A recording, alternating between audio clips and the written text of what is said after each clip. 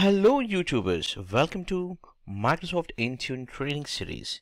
This is going to be the lecture 2 out of 7 different parts, and within this part 2 we will be discussing about device enrollment and first time configurations that needs to be done within Microsoft Intune.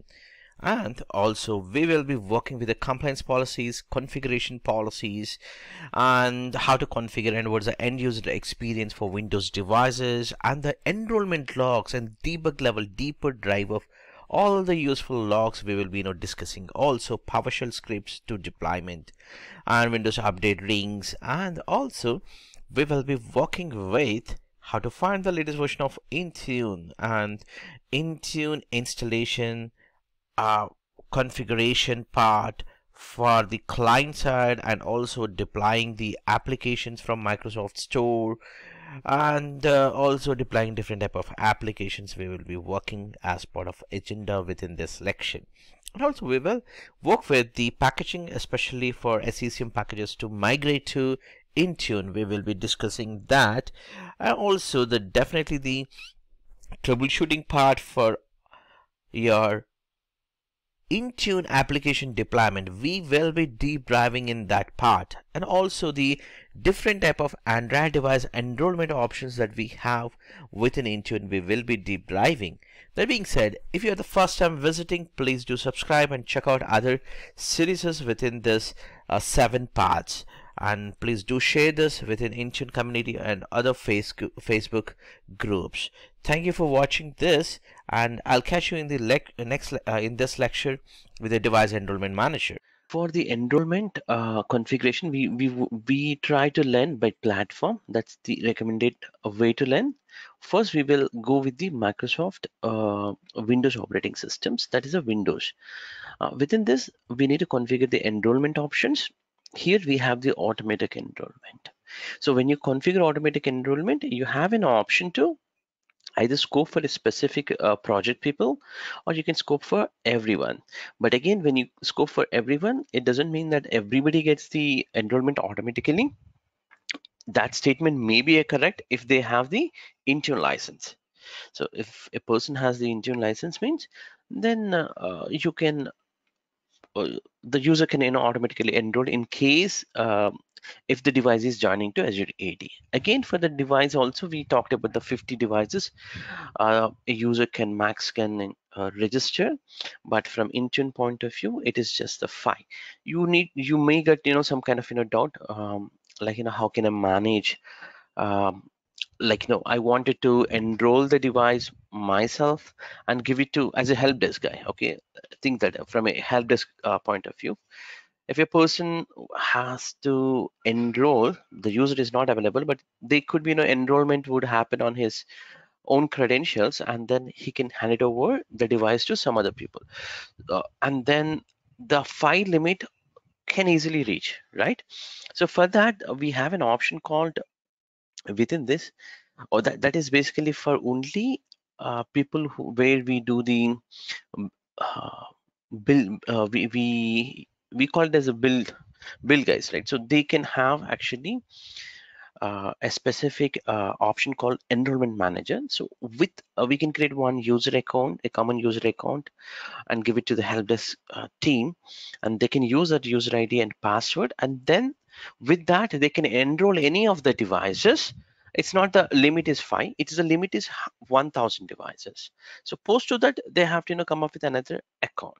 So that's a additional method that we have for the enrollment. From the enrollment, we have configured this, and later point we were able to do the enrollment options for the Windows device. So we also configure terms and conditions, and also here somewhere the device categories, right? The device categories also configure like sales, bring your own device, and corporate. And also we talked about the compliance policies and configuration profiles, but we didn't create it. Oh, okay. So compliance policies is in a one word, it will measure whether we have that specific settings or standards on that Windows devices, because it is applicable for Windows now. Okay, if it is a same thing, actually can be configured same way, the same steps almost the similar configuration that you have it for other device type also, like by platform like Android or maybe iOS also, you get the similar configuration. Okay, for now, compliance policies, this actually measures whether we have that specific configuration available or not. Let's say, when I say what kind of configuration, example, if firewall is turned on state or not, we can find out if the device does not have a firewall settings turned on. Then what we can do, uh, it just gives you here as the device is non-compliant, and then we can work on that with the help of help desk team to make that devices to be remediated. And coming back to the configuration profile, this consists of thousands of settings, and this requires a lot of efforts in terms of the planning especially, and each of these settings also to be for the testing purpose also, it takes a lot of time, and you may not be perfect on in every configuration, because for example, if you're the guy from a defender or ATP point of view, might be that specific configuration might be available here within this configuration profiles, and the person who's gonna configure, he needs to know in and out of that configuration, then only he can configure properly. Otherwise, the testing and the configuration will be a challenge for us.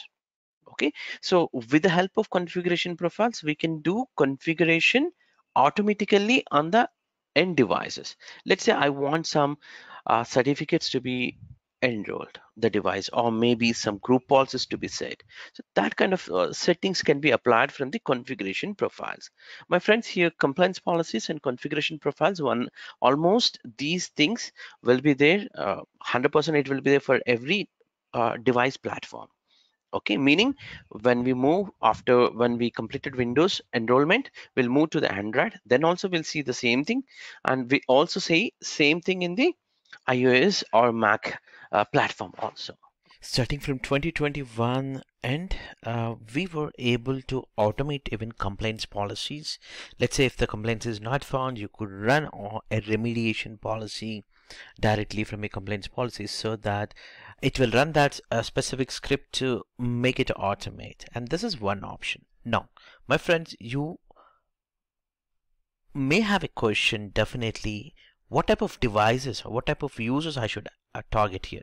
So it's not exactly type, whether this assignment of your complaints policies should target to users or to device. This would be the right question. So always complaints policies always target to users, and rest of the things like a configuration. So when you say, or when you talk about the configuration, a configuration is performing on a device, right? It's not on a user. So user may come from anywhere, but we wanted to validate the user compliance, not the device, because when the user is compliant, first thing we would look at, and if that user is compliant from that specific devices, then we will allow with maybe a conditional access for that device. That's why always for compliance policies assign for user groups. Okay, and configuration policies or Windows updates, all of that should actually go for device level. So now the question will come up, how would I assign for devices? So it's a best practice you to create a dynamic groups or group of devices.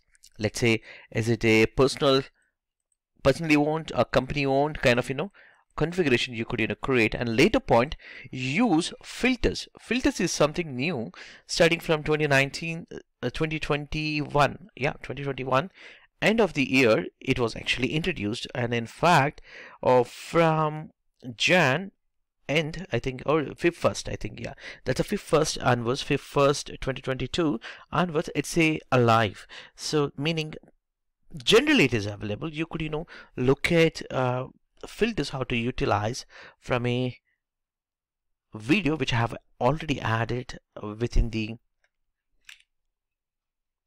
Intune playlist, or you could check it in the description also. That's one of the best way to apply the conditions with the filters. So you try to understand based on that. Windows 10 or later, create I'm just creating this is for Windows 10 compliance policy. In my case, we did already explained the options that we have. So just to give you, this is for the device health, which require maybe a BitLocker kind of configuration. Here, device properties, that's a version and all of that. Here, SCCM compliance level, it is measuring. Here, system security, which is a password kind of options that you can check out. And also here for the TPM, firewall, antivirus, these settings. So in my case, I'm actually configuring firewall should be required. Okay, and also I can say that maybe for the remediation side you asked, right? So what we can do is Microsoft Defender and anti-malware, we can say that it is required, and then we can put the real-time protection as on. Okay, so that in case of real-time protection is turned off, it gets automatically turned on. Okay, we will come to that demo later. Now let's go with a simple one to understand how the enrollment works. Okay, later point we can enable all of these settings, required settings. Okay, so I have taken very simple as a firewall at this point of time. For any setting that you wanted to enable, you need to have even tested these settings. It's not like you have an option here, you just enable the TPM is required. So what if your device does not have a TPM? Then it will show as a non-compliant, definitely, right? So it depends on what kind of configuration we wanted to test in the compliance policy. I'm taking very simple one here as a firewall at this point of time. Okay, and also you have the defender level security configuration, which I'm not taking anything. These policies can be designed basically for one for bring your own device complaints policy, other one for the corporate devices. So regarding this, actually I have made an excellent document which is available in the GitHub, and you could see on the screen that URL. And coming back to the designing, okay, how do you design these complaints policies? Not just the complaints policies, even configuration items, all of that stuff. Actually I have really explained every setting and the recommended settings, at least from the Microsoft point of view, as well as from the customer point of view, and even from your company point of view as a consultant, how and what are the best configuration you need to propose for your customer. All of that stuff has been very well documented and very well explained in this playlist, which is actually on your screen. So if you just go to that specific URL, which is tinyurl.com/Intune design, which is going to talk about all that design specific things, you could learn from tinyurl.com/Intune design. But my friends, first you need to have the basic things. If you don't have a basic things, again, that might be challenging for you to understand. That's why I created this playlist, which is gonna cover deep dive of the internal knowledge, and then you could actually utilize the Intune design specific playlist. That's where you could utilize it. Let's continue with this, Paul. Okay, now for the automation, you have the automation side. Here you can send an email with a template. You need to configure the notification message templates. If you have already configured those, you can utilize that. So we didn't actually configure any kind of notification templates. In case if we have, we can use it. We'll see later this. So let's click on next. Now I want this simple baseline policy to apply for all the users. Okay, not just the any user. Okay, everybody can go for the compliance policies. So next.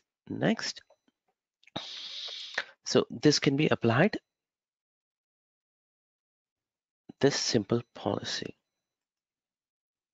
Now configuration profile also will try to create a simple policy for the defender specific, which we talked. Okay, we'll see Windows 10 or later with the admin with the templates. Within this you have an option for the lot of configuration options are there. So you need to check where that defender specific option is available.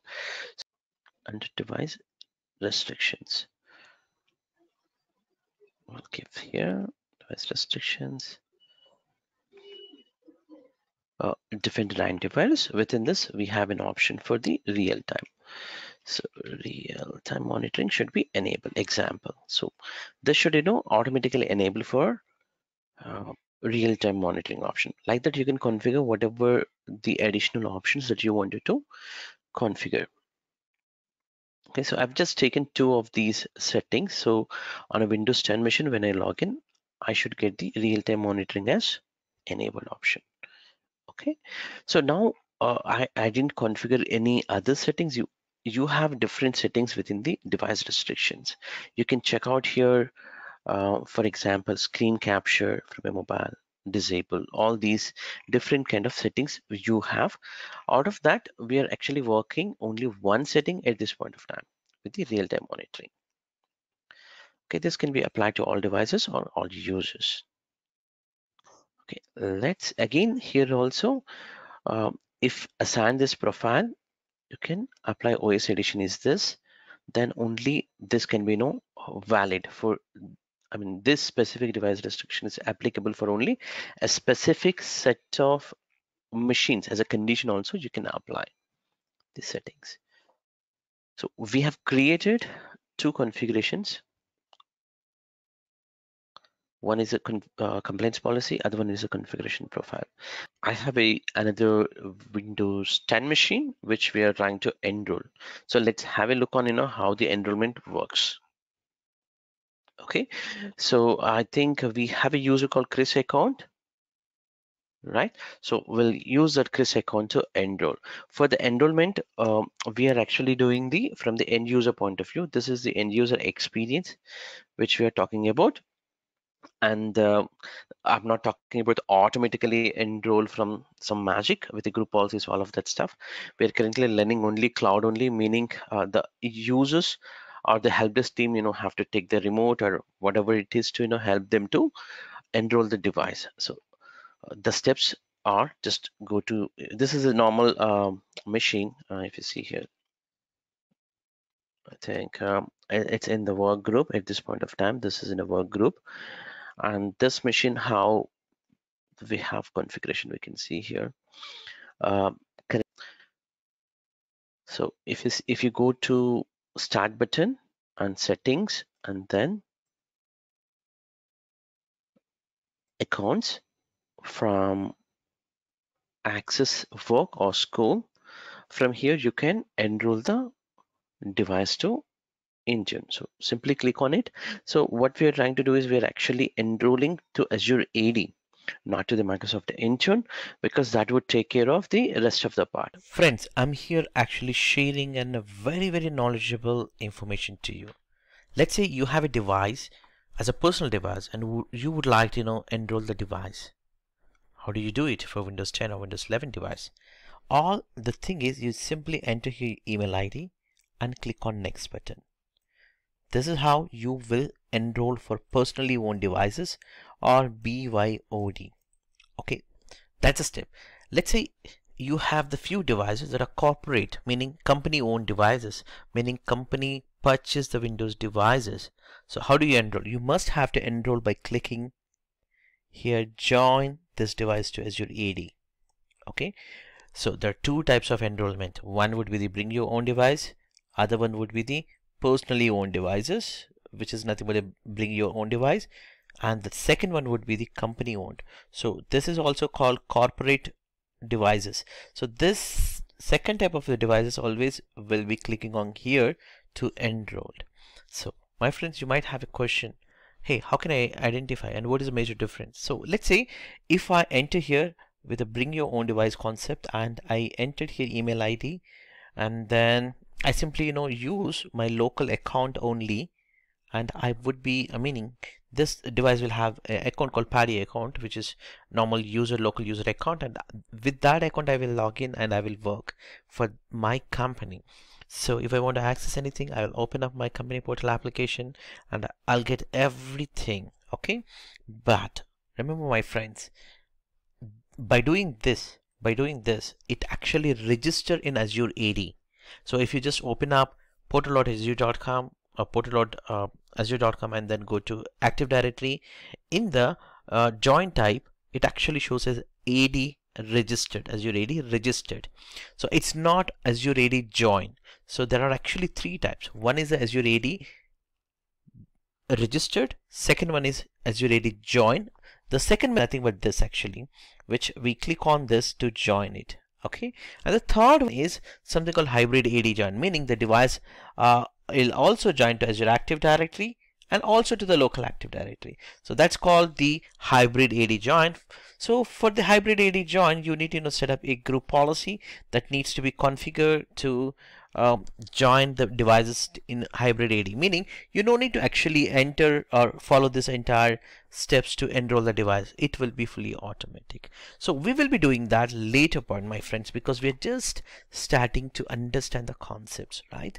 So we have a lot of time to go into the step 3, and step 1 I hope you're clear, which is nothing but bring your own device. You simply have to enter email ID and click on next. That way this Windows device becomes as a bring your own device, and if you want to utilize this as a corporate device, you could do this. So the major difference is from a endpoint manager admin center, you could do the perform some kind of an actions. Let's say I want to wipe the device, or I want to set it to autopilot. I could do it on a corporate devices, but not on bring your own device, because the device is owned by somebody else. You cannot do it on a bring your own device concept. So you will have a very lesser options to perform on that device. And also in the step 2 or step 3, that's a type of enrollment 2 or 3, which is corporate enrollment or hybrid AD enrollment. So in these cases, the user have to log into this computer with the corporate account. But in the first type, which is a bring your own device or personally owned device concept,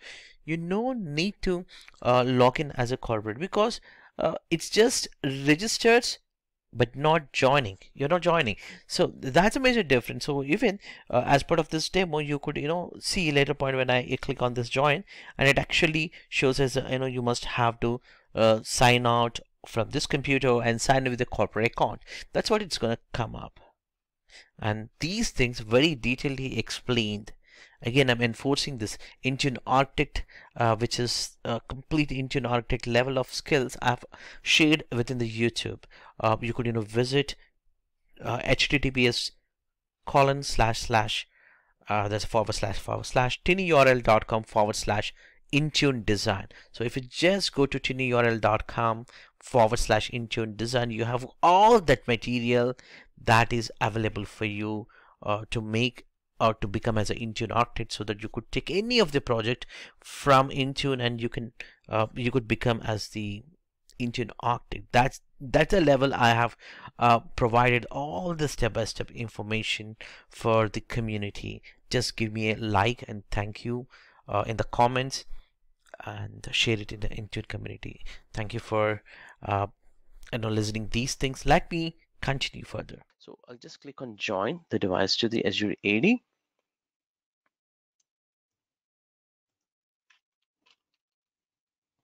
And I'll enter the email ID.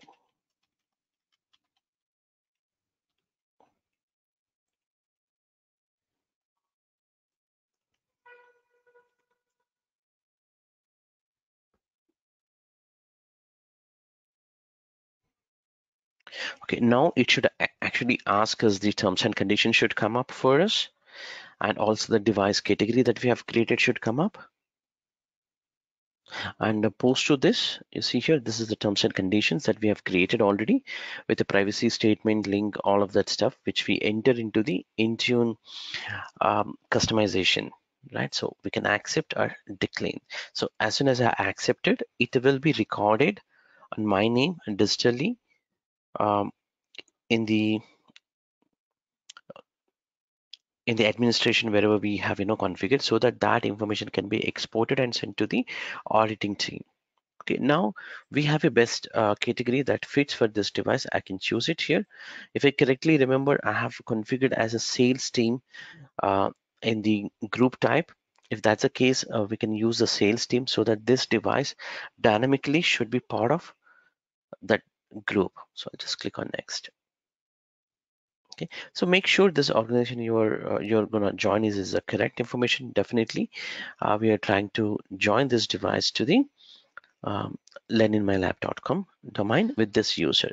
So let's say arise, say join.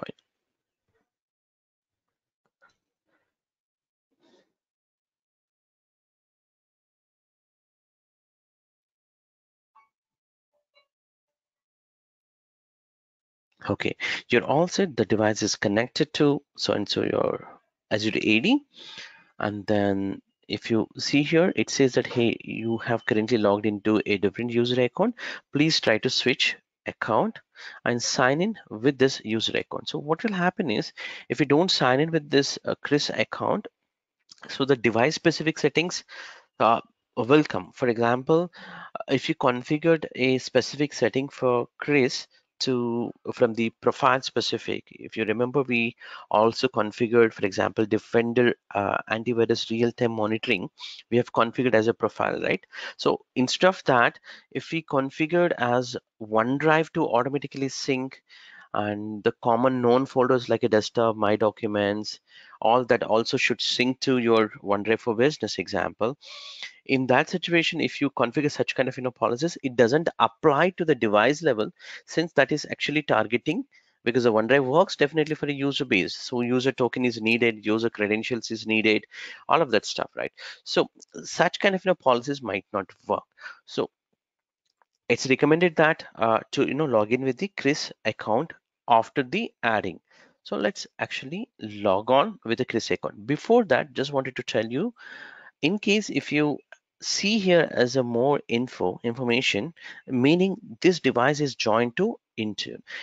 If the machine is not joined to Intune, you don't get this button. You will be only getting as a disconnect option, which is disjoining from your Azure AD or from your on-premises network option. Okay, so now let's click on info and see what we have configured. So we can see here some of the settings that are coming up from here, information. So these are the some information, and you can click on sync to get the policy. And in case if you have a problem, your Intune admin might ask you to get this information by creating the diagnostic logs information, which will generate a lot of set of different files, including the enrollment tool, troubleshooting purpose, and these logs also now also can be collected directly from the Intune portal or mem portal. So if you just click on create, it's going to create under C colon users public documents under MDM diagnostics. And the same thing, these files also can be created with the some kind of commands can be used to get it these things. Okay, and these are this consists of different logs, like diagnostic logs, your event viewer information, licensing information, and device management specific. Lot of useful information will be there. These are the debugging information, and in case if you want to run it manually, you can run as the MDM diagnostics tool.exe. That's one other tool which that with that you can also do it. Let's actually first log off and log in with the Chris account. So let me sign out. If you see here, I'm actually connected as an enhanced mode. I might have to switch this to uh, because uh, because I have done the RDP. Actually, this is almost the RDP, so I have to just switch to basic mode, which will make me to get the console of the machine, and there I can get the other user account. This is where I need to enter Chris.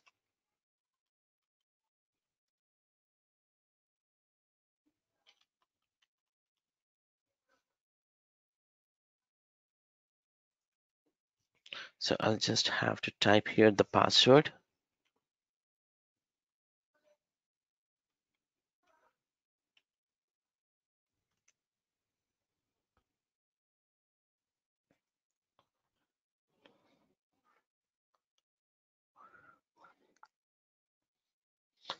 And in case if we have configured Windows Hello, it will be prompted by default. Windows Hello is configured from the Intune point of view.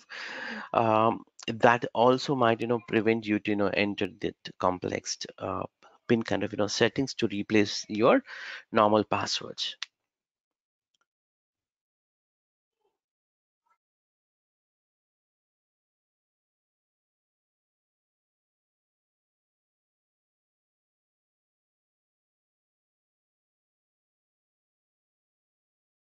So the device is now logged in.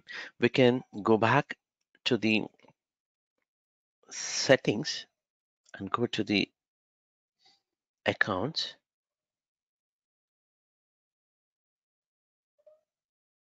So we can see here the info button is still there. Definitely it will be there. It won't go anywhere. You can sync the policies. So in case this policy interval is close to 15 minutes, if I correctly remember. And for the logs, let's have a look on it, how this actually enrolled. Okay, so let's deep dive. So what happened is, so there are a couple of steps, couple of things that needs to be checked.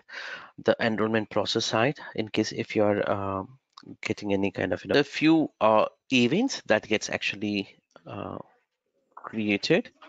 So this is where actually you will be getting some of the events will be registered, a registration specific. You will getting it, some events, and also we will look into it later point also, more when we go in additional level of the troubleshooting. Okay, this is just the first mission that I'm trying to show way to look at this point of time. We'll come back and here we will look at the common events like 75 and 76, which generates for the enrollment specific. Okay, and there is also, if you're trying to enroll with the automated group policy, there is a scheduled task that also gets created automatically. We'll talk on that also once we move to the next levels. And coming back to the at this point of time, I think you can use the filters, that's these logs we can talk about. So create a report which would actually export automatically for you into the user case with the users public. Okay,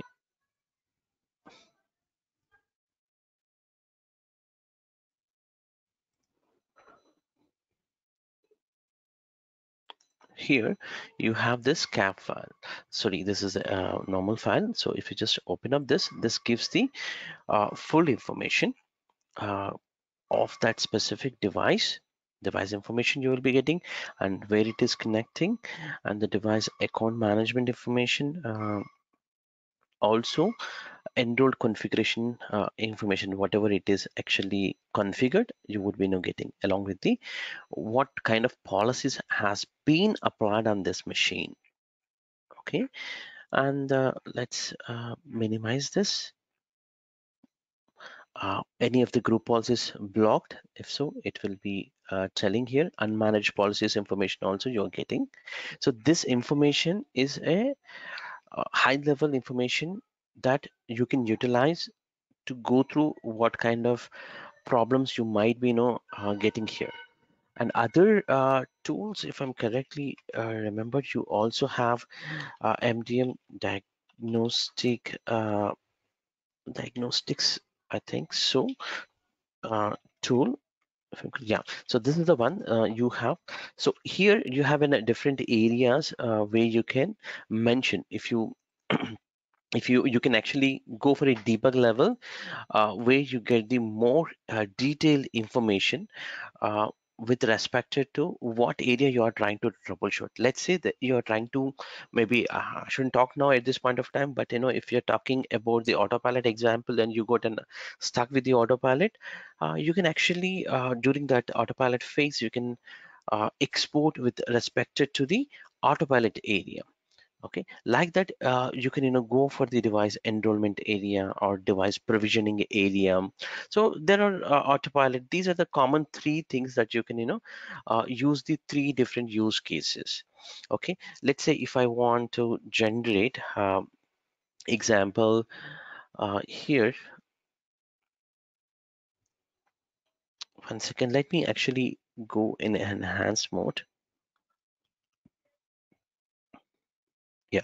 So in case if we are going for a specific in depth of the logs information, what we can do is we can actually go and talk about the log with respect to the device enrollment and device provisioning state, and also autopilot. These are the common three things that we can have a look on it, and then it can actually generate into a zip format, as a cap format we call it. So you can extract that, and then you get the more information out of it. So this is going to be debug level, so uh, which consists of different logs, like event logs. It will be there. Some of the HTML reports will be there. If you just go to the same path, uh, the path which we have given is this, if I'm correct. Yeah, public documents. So just here, the cap. So you can open up this. So you have a different information, including the registry files, all of this information. So if you want to understand the structure of this cap, let me actually copy. Okay, extract to somewhere.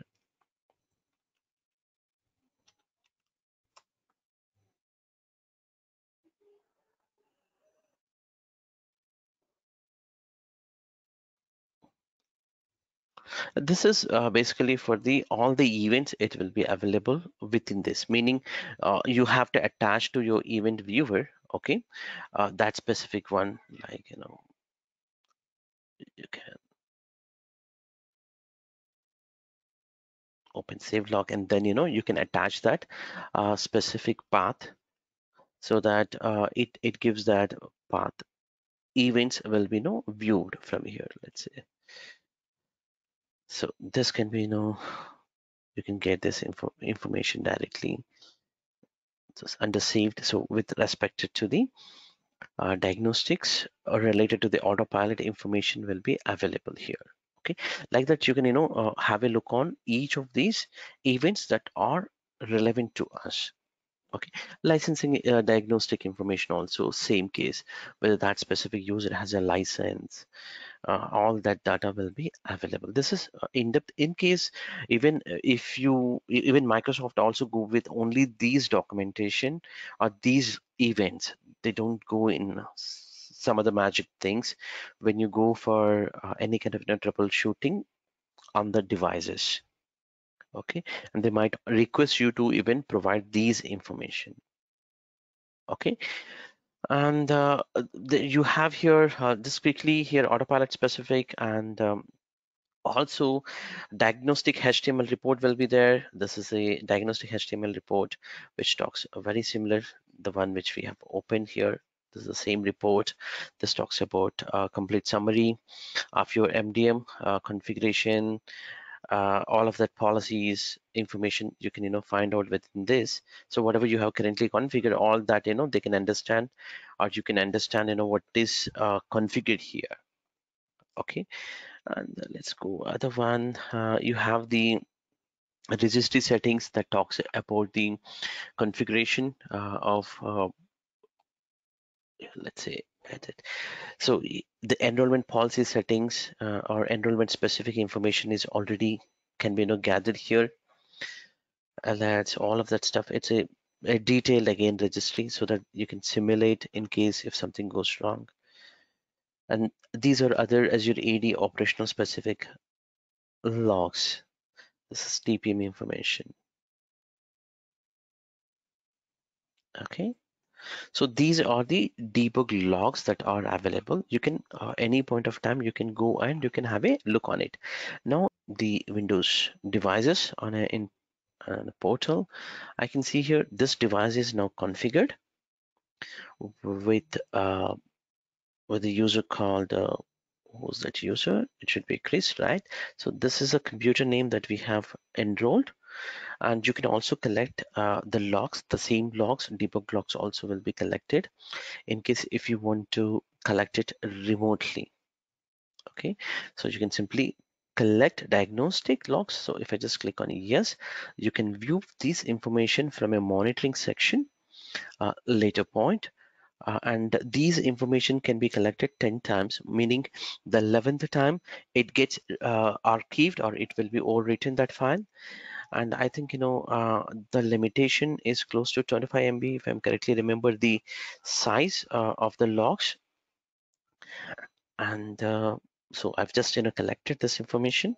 You can get the more information on that device which we have just enrolled. You can get it here. This device is currently complaint. How this becomes a complaint?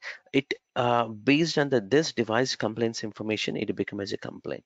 Let's go ahead and see what is that device complaints making as that device is a complaint. So the first thing here, there's a built-in device complaints policy, meaning if you don't apply any kind of policy, like we talked about within this device here, complaints policies. We talked about the simple policy created as a firewall. In case if you don't create it and try to enroll, the default policy makes that machine as non-compliant. That's how it is configured. And if I just go to this machine again and see other configurations which are coming up. Here, one complaints policy is applied called Windows 10 complaints policy, a simple policy which we created for firewall specific as well as the real-time protection. You see here, the firewall settings are complaint and real-time protection also complaint on that device. So let's go to that device and uh, see that device is whether it's getting complaint from a firewall. So before we go into that, no,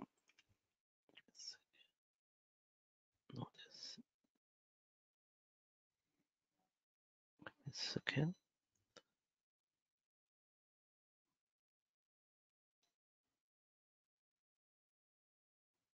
Oh, give me a minute.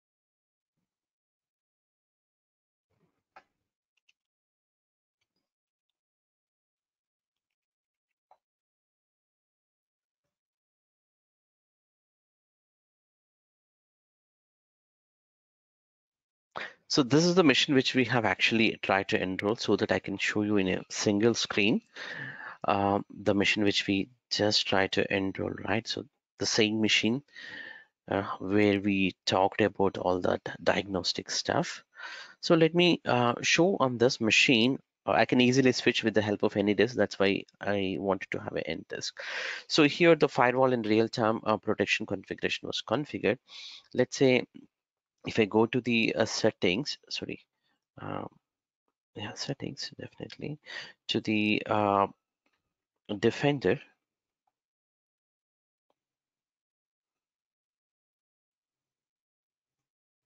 So now what if I actually turn off the firewall, what would happen? So currently the firewall is turned on state. So if I turn off, this specific configuration becomes as the non-compliant. The reason is we are actually validating here firewall configuration is available or not. So if I just click on here, currently it is this policy is applied and the state is compliant. But in case if I do any changes here, it will show with an error code. It's non-compliant. So let's actually quickly do that small test. So I will do here turn off. Let's see. So I turned off. Oh, that's for domain specific. So let's also do. Okay, now on this machine I can re-pull the policy. So for doing that, you can go to the accounts, info, and sync. So in another 10 to 15 minutes or 30 minutes max, the machine should become as a non-compliant. Okay, and also we were talking about the defender specific. Let's have a look on that defender also.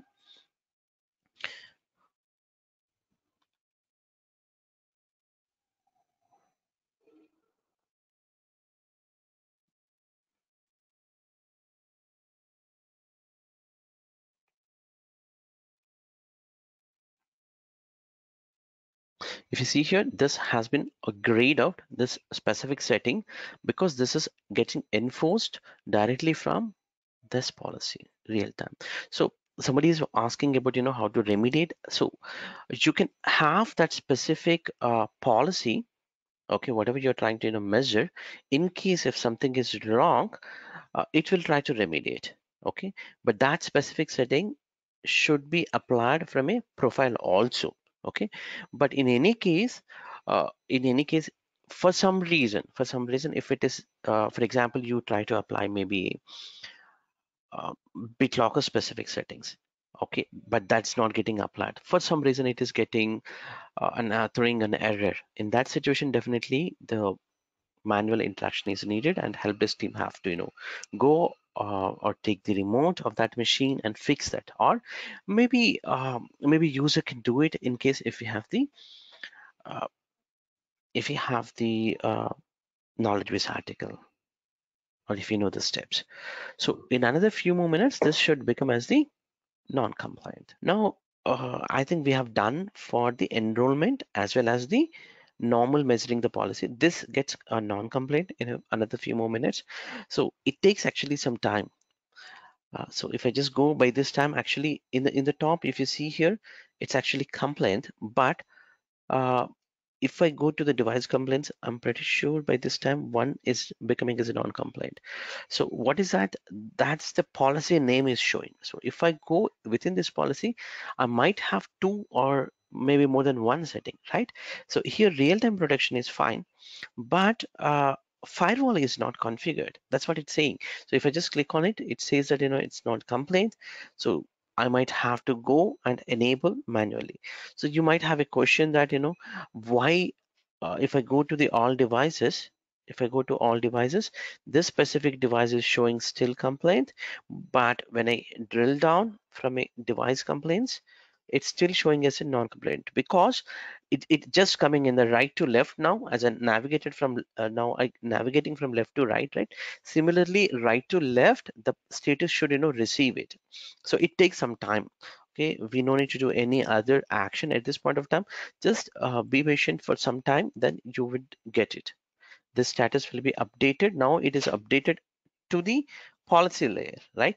Now it should go and update it at the device level sooner. Okay, now if I just refresh, it is getting.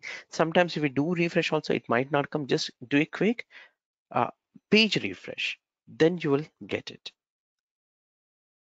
Okay,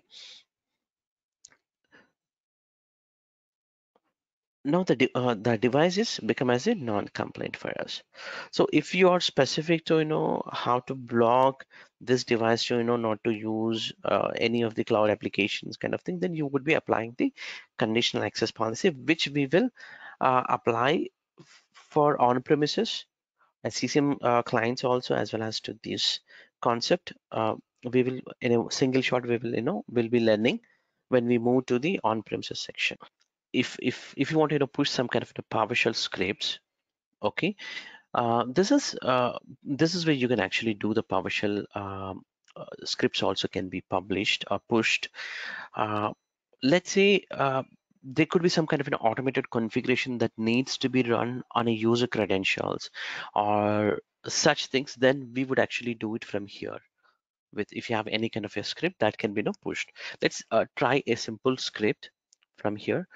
I have a script, very simple PowerShell script. Yeah, this is not a bigger script. It's just the WSH W shell with a pop-up, which will say that, hey, the script is arrived from the Intune.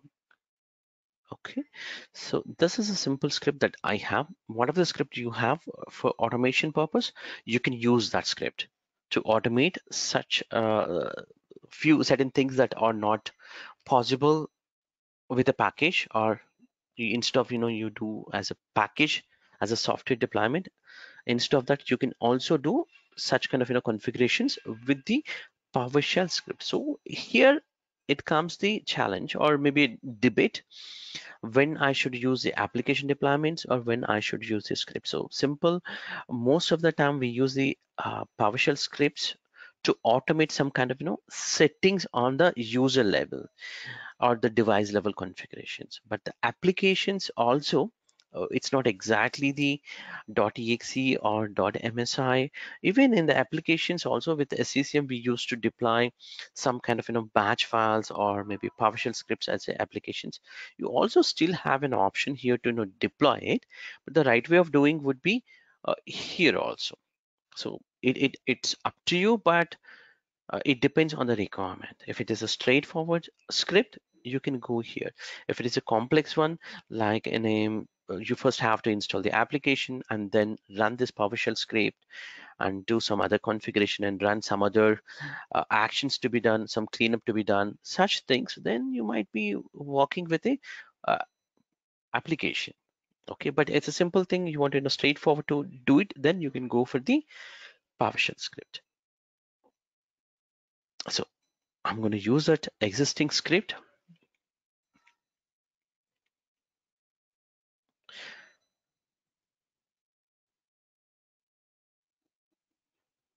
So there's a script from Intune arrived. So this script will be uploaded and I'm going to run on a logged on user credentials, this script. If you have already script that with the signature check, all of that, you can use this. In my case, I don't have that. And here again, as I said earlier, also you can exclude, you can include.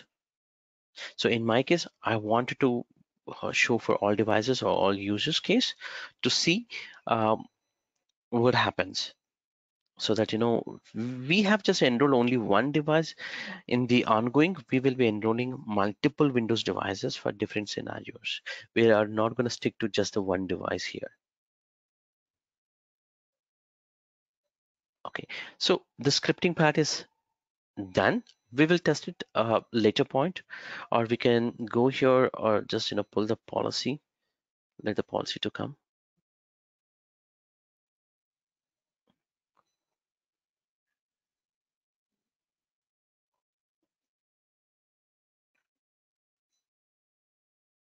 Okay, now you see here the script is already coming up here. The meantime, now let's actually talk about the maybe I'll enable the firewall also on this machine in case if something goes wrong. That's not good. Yeah. Now let's also talk about the Windows update links.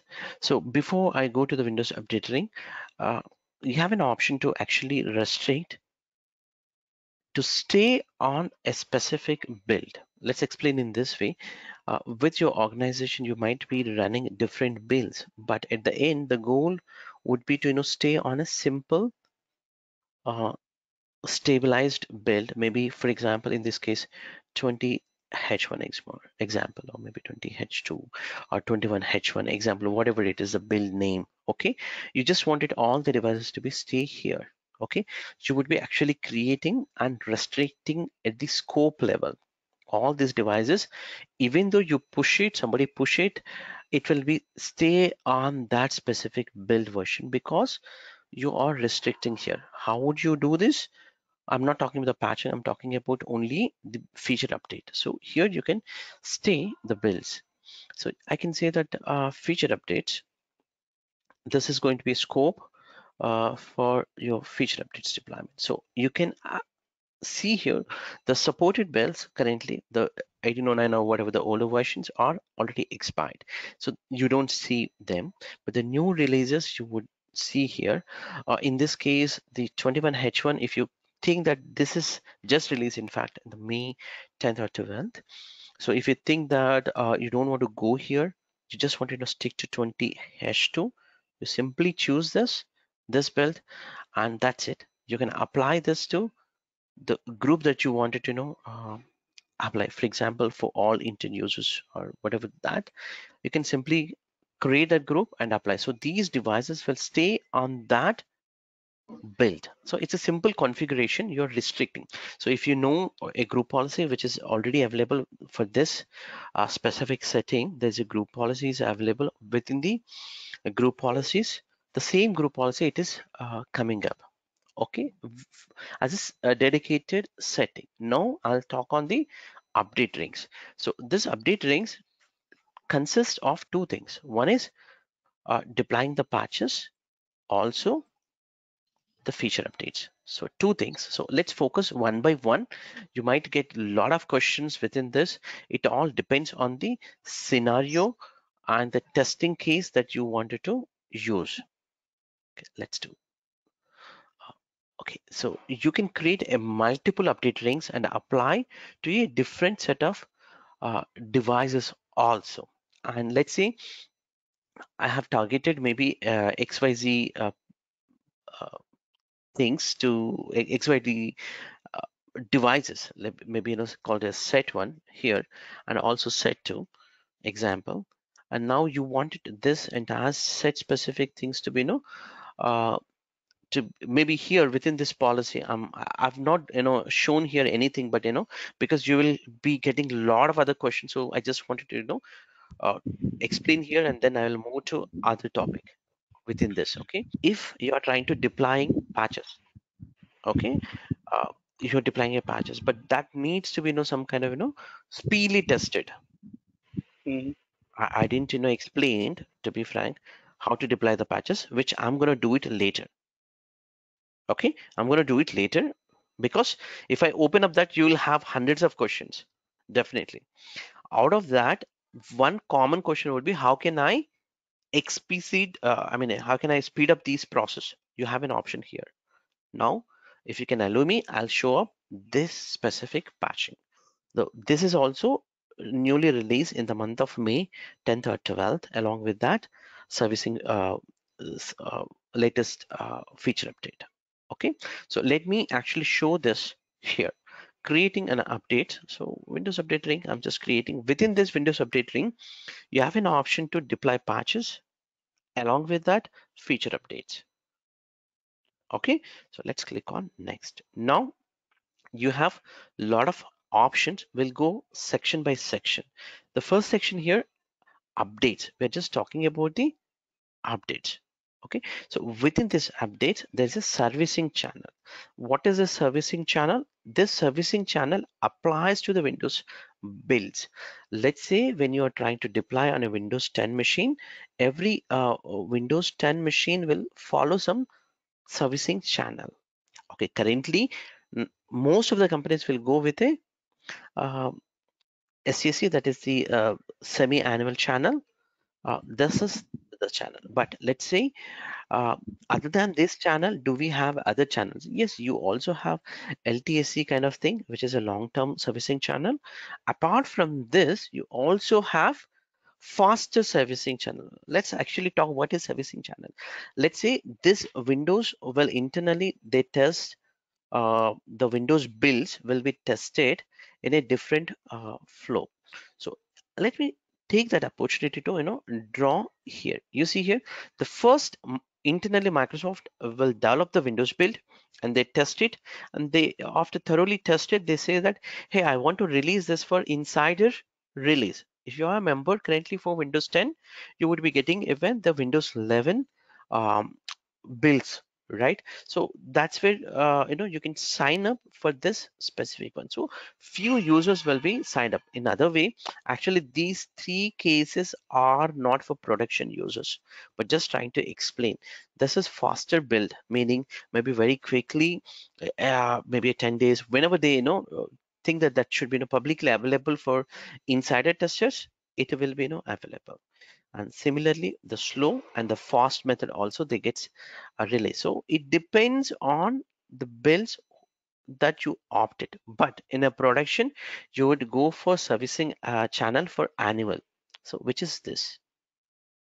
Okay, so sorry, which is this? Okay, but if you are running with the older version of 1809, they have a different servicing channel during that time. That's why the older versions, like whatever 15 or 16 years builds, that has a different servicing channel that has been completely rebranded, the naming, all of that, and then now we have only semi-annual channel and LTSC only. Okay, in case if you're using the older servicing channel or business channel, then uh, you would be applying, meaning in your company, if you have any build other than 1809 and below builds, okay, 1809 and below builds, then you would be targeting, meaning you would be creating a profile, dedicated profile, servicing profile, one for 1809, other one for 1809 and above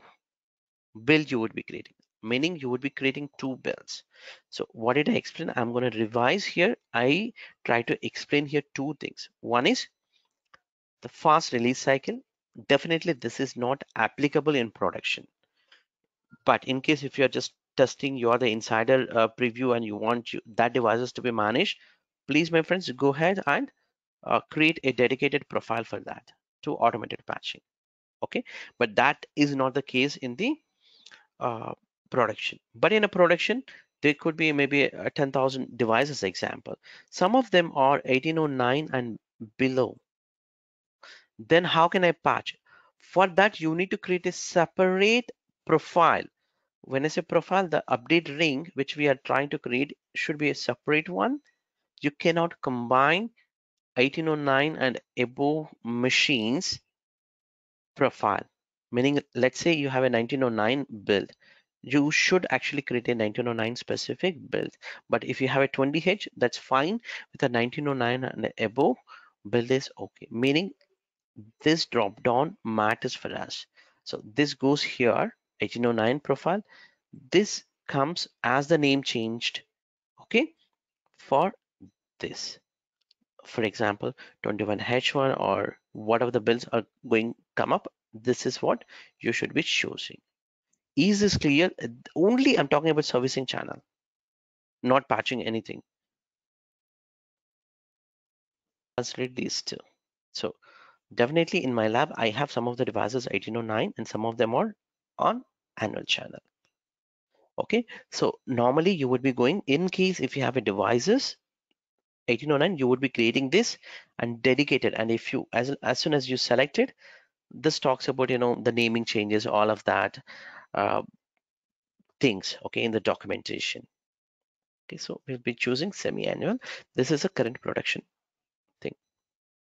Okay, now, as I said in the May, they also come up with another breakthrough for Windows drivers. So soon, Microsoft is actually going to integrate with the vendor specific also. They're going to come up. Currently, Windows driver specific also, they are coming up. So meaning the latest drivers from Microsoft with the help of the OEM vendors, the tested drivers, tested models will get the proper drivers if you choose this option. Okay, meaning the drivers also gets up to date. This is one of the breakthrough again.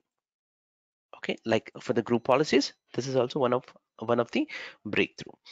And for this is for Microsoft product updates. So you might have a question now. I'm talking about the patching for only Microsoft updates. Yes, I'm talking about only Microsoft updates, not for 7-zip, not for WinZip, or not for XYZ applications. But in production today, uh, whoever's using Intune, at least more than 70% of the companies using Patch My PC. Okay, there's a third-party application called Patch My PC. Okay, this can easily integrate to patch the third-party applications from SCSM as well as from the Intune. Okay, uh, the licensing would be anywhere from $1 per the device. If I just go to the somewhere here, I think in the documentation, uh, so you can actually ask your management to, in case if you're, planning even third party also, you can use patch my PC category. And patch management fully automated, including third-party applications also. So this is a common thing you would find out if you go out, maybe for jobs, or maybe your companies might have already using this application, Patch My PC. So anyway, $2 to $3. Okay, now we'll talk about the uh, quality updates. The quality update consists of all the patches uh, in a single patch, right? So for that patch, you can defer a specific period, meaning you're now designing in a designing phase. This is again when Microsoft released that second Tuesday patching. So how many days you can, defer, meaning don't install on an immediate basis. Maybe here I can go for 10 days of the deferral. I can do that. Okay, same thing. So in the month of May, 10th or 12th, they released the 21H1 as the first semi-annual for this year feature update. So that update gets automatically deployed uh, if you specify a day and dates. So that can be also overwritten here. In the down, you have an option, one more option also you will come up here. That can be one more options here will come up here. I'm going to explain that also in a minute. But these options will also overwrite. This can be overwritten with this configuration. That's why I initially told you can put a baseline. First, put a baseline and then come to the update rings. So let's say if I configure here as I wanted to stay with only 1909, the latest features, even though you specify here as a 10 days example and later point here, if I specify different period of maybe 30 days example, it's not going to apply because you're setting here as a feature update only on a 1909. So that needs to be regularly revisited every half yearly, and then you need to come up with a plan. Okay, and now uh, once you talk this is for the what to patch, right? Now we're not talking about how to patch or maintenance window or schedules it. Okay, now feature updates for uninstallation period. So you know that it actually puts the Windows old and folder, all of that stuff. Whenever you upgrade the uh, Windows from one build to another build, it keeps for some time so that user can roll back any point of time, right? But again, for that also there should be a certain uh, time window, right? So you can define here that time window. So anyway, once the 30 days is done, you can say that maybe after 30 days, that is May 12th or May 10th, if example, if I take June 10th, 30 days is over, then it gets updated to a new build, and that build information can stay up to 60 days. Meaning if applications are getting crashed or is not feeling that build is stable build, even though these all that has been already tested, right? The SAC is the semi-annual channel is a GA, generally available build. But still, if you want to know users are facing in your environment issues, they can roll back from here. How can they roll back? Here you get an option to roll back directly. You can do that option. So you can choose this option. Okay. Now coming back to the user experience. User experience is a lot of complex things you have here within this. If you just see many things you can configure here. One would be the notify only download. One would be for auto install at maintenance window or restart at the maintenance window after installation or reset to the default. Okay, so you have a different options here. So it all depends on your requirement, um, how to patch it, how to control on end users. Okay, let's say if I choose here this option, I'm getting here active hours time.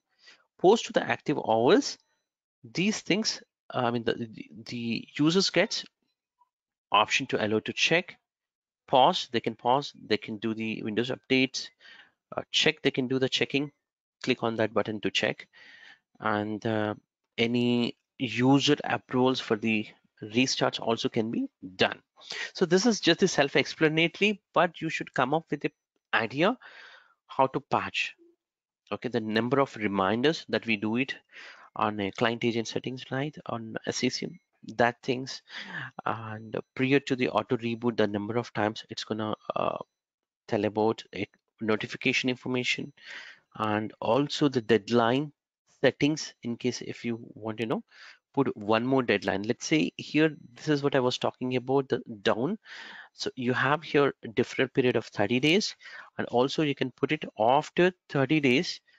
It actually gives the user to automatically update. It will try to update, but it doesn't becomes as a mandatory also sometimes. If you want to make that feature update or quality update to be mandatory, you can put it that time. Let's say here 10 days, after 10 days we are offering for the end users to install the patches, but we wanted that to be enforced after 10 days. So you would give here a deadline. So if I give here 2, what happens? 10 plus 2, it becomes. Okay, so this way you can configure here if you choose these auto install at a maintenance time. Similarly, which talks about the restart at a maintenance time, this actually talks about the when to restart. So same thing, here you can configure active hours, scheduling. This is again, sometimes we might get a requirement that just it should go on a first week, second week of the a month or a specific day and time. These things can actually schedule it according to your requirement. So all the possible things are available, including the user notifications and the reminders and a deadline behavior. Okay, so we just have to go on what to be configured. So in my case, in my lab, so normally I'm explaining in the morning hours from starting from 10 a.m. to 10 a.m. to somewhere 2 p.m. right? So I would say that's not an active hour because uh, because that time if I just applied, I cannot show the patch management or feature update which are going to happen automatically. So I'll just configure this to some meaningless, maybe meaningless timing, like 12 to a.m. These are the active hours, so that it can patch the required things. So I'll just say uh, here auto install at maintenance time and restart the maintenance time. It can also do the restart automatically. I would say reminders 2 hours and every last 15 minutes. Default. If you want additional notifications, you can configure, or you don't want to configure, you can leave it. Okay, deadlines, you can put it. Grace period, a maximum of they can postpone up to 7 days after the patch is installed. Auto reboot behavior also you can configure. So once you have configured this, you can apply for all devices or all users. So in my case, I'm applying to everyone so that I can show you these information later point, not now, because it takes some time. We are going to work with, as I said earlier, also multiple Windows devices will work, and this patch management takes some time. As you know, it has to download and has to report back, check the policy. It takes some time. So the ribbon, whatever, we are going to get it later point. So let's create this. Okay. Once the patching is completed, you will be updated here with the graph with the success, failed machines, and conflicting, all of that. Remember, my friends, you will get a conflicting in this case because we applied for the devices as well as the users. I mean, it's not exactly the conflict, I would say. Let's say if you applied one policy somewhere from a user, another policy from a device, definitely it gets conflicted. So the best practice is always remember, except the compliance policy, everything should be a device based. This has been repeated almost 2 times within this course or within this YouTube or within this videos, right? So you must have to target for only device based. Use the filters option, and properly with the filter option you could apply just for the Windows devices, and you might be ending up with one update ring for bring your own device, other one for maybe corporate devices. That's how you're going to create it. Okay, you're not just ending up with one, you might be ending up with more than one for each of these settings. Okay, so that being said, let's jump into other topics. Now we have done the patching specific configuration, but we didn't, or this, as I said, this month's release actually. Intune also gets released very frequently every month. So you can see here, if you just go to the tenant administration, you have the servicing release. Currently, this is the servicing release 2106. So if you just go through this documentation, there is a 4 different phase. If you see, as I talked just now, 4. So first they release to the Asia, Europe, and then NA, and then for government. So they release any, if they come up with a new changes or new UI changes or new features, they will introduce in this order. Okay, and the current version which we talked just now, this is 2106, and with this release, whatever they are coming up, you would be getting here every month the latest changes. So people in a here in the RSS feed, basically, they configure this. If you're the Intune admin and you just focus on this, they configure this RSS feed in your Outlook so that you get the latest update as soon as they release the monthly activity. So it's like just a monthly email you would be getting it. Okay. So this is also new change actually for the patch management specific. Within this, they introduced a new option very recently, this one. So if you just go here, quality updates profile. So this is a static, my friends, and you cannot customize much. Okay, but Microsoft is coming up with this idea. It should be appreciated. Like you can expedite the installation of your quality updates with these dates from current date. What is the current date? Based on that, these dates you can apply to get the patches to be automatically applied. Let's say I want this to be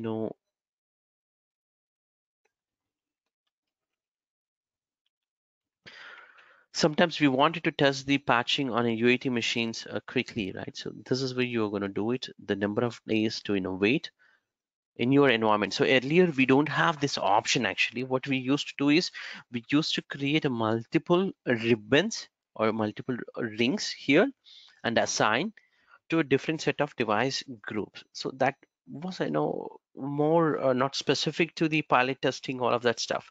So we come up with this idea where you can, choose any of by these or the dates that it's gonna come up for automated installation. So you can choose that and apply to a target group, because this is going to be not for all devices. Definitely, if you see here, you're not getting all devices, all users. The reason being, this is going to be tested for a UAT devices.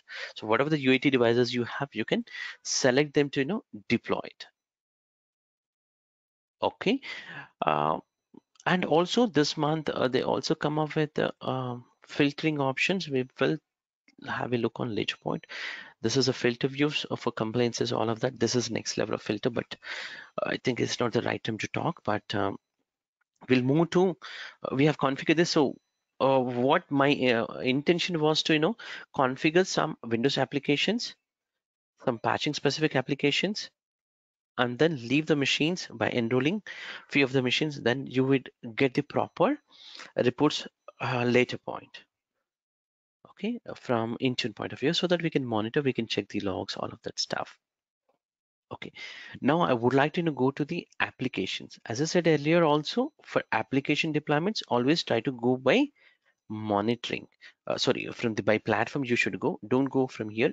The reason is, I'll tell you, if you're quite new, if I go here, I get a lot of options. You see, lot of options. I get it. I may get confused which one to be taken for what. Okay, so that's why go with the by platform and work out this thing. So now the list is very limited and we'll finish this list. Okay.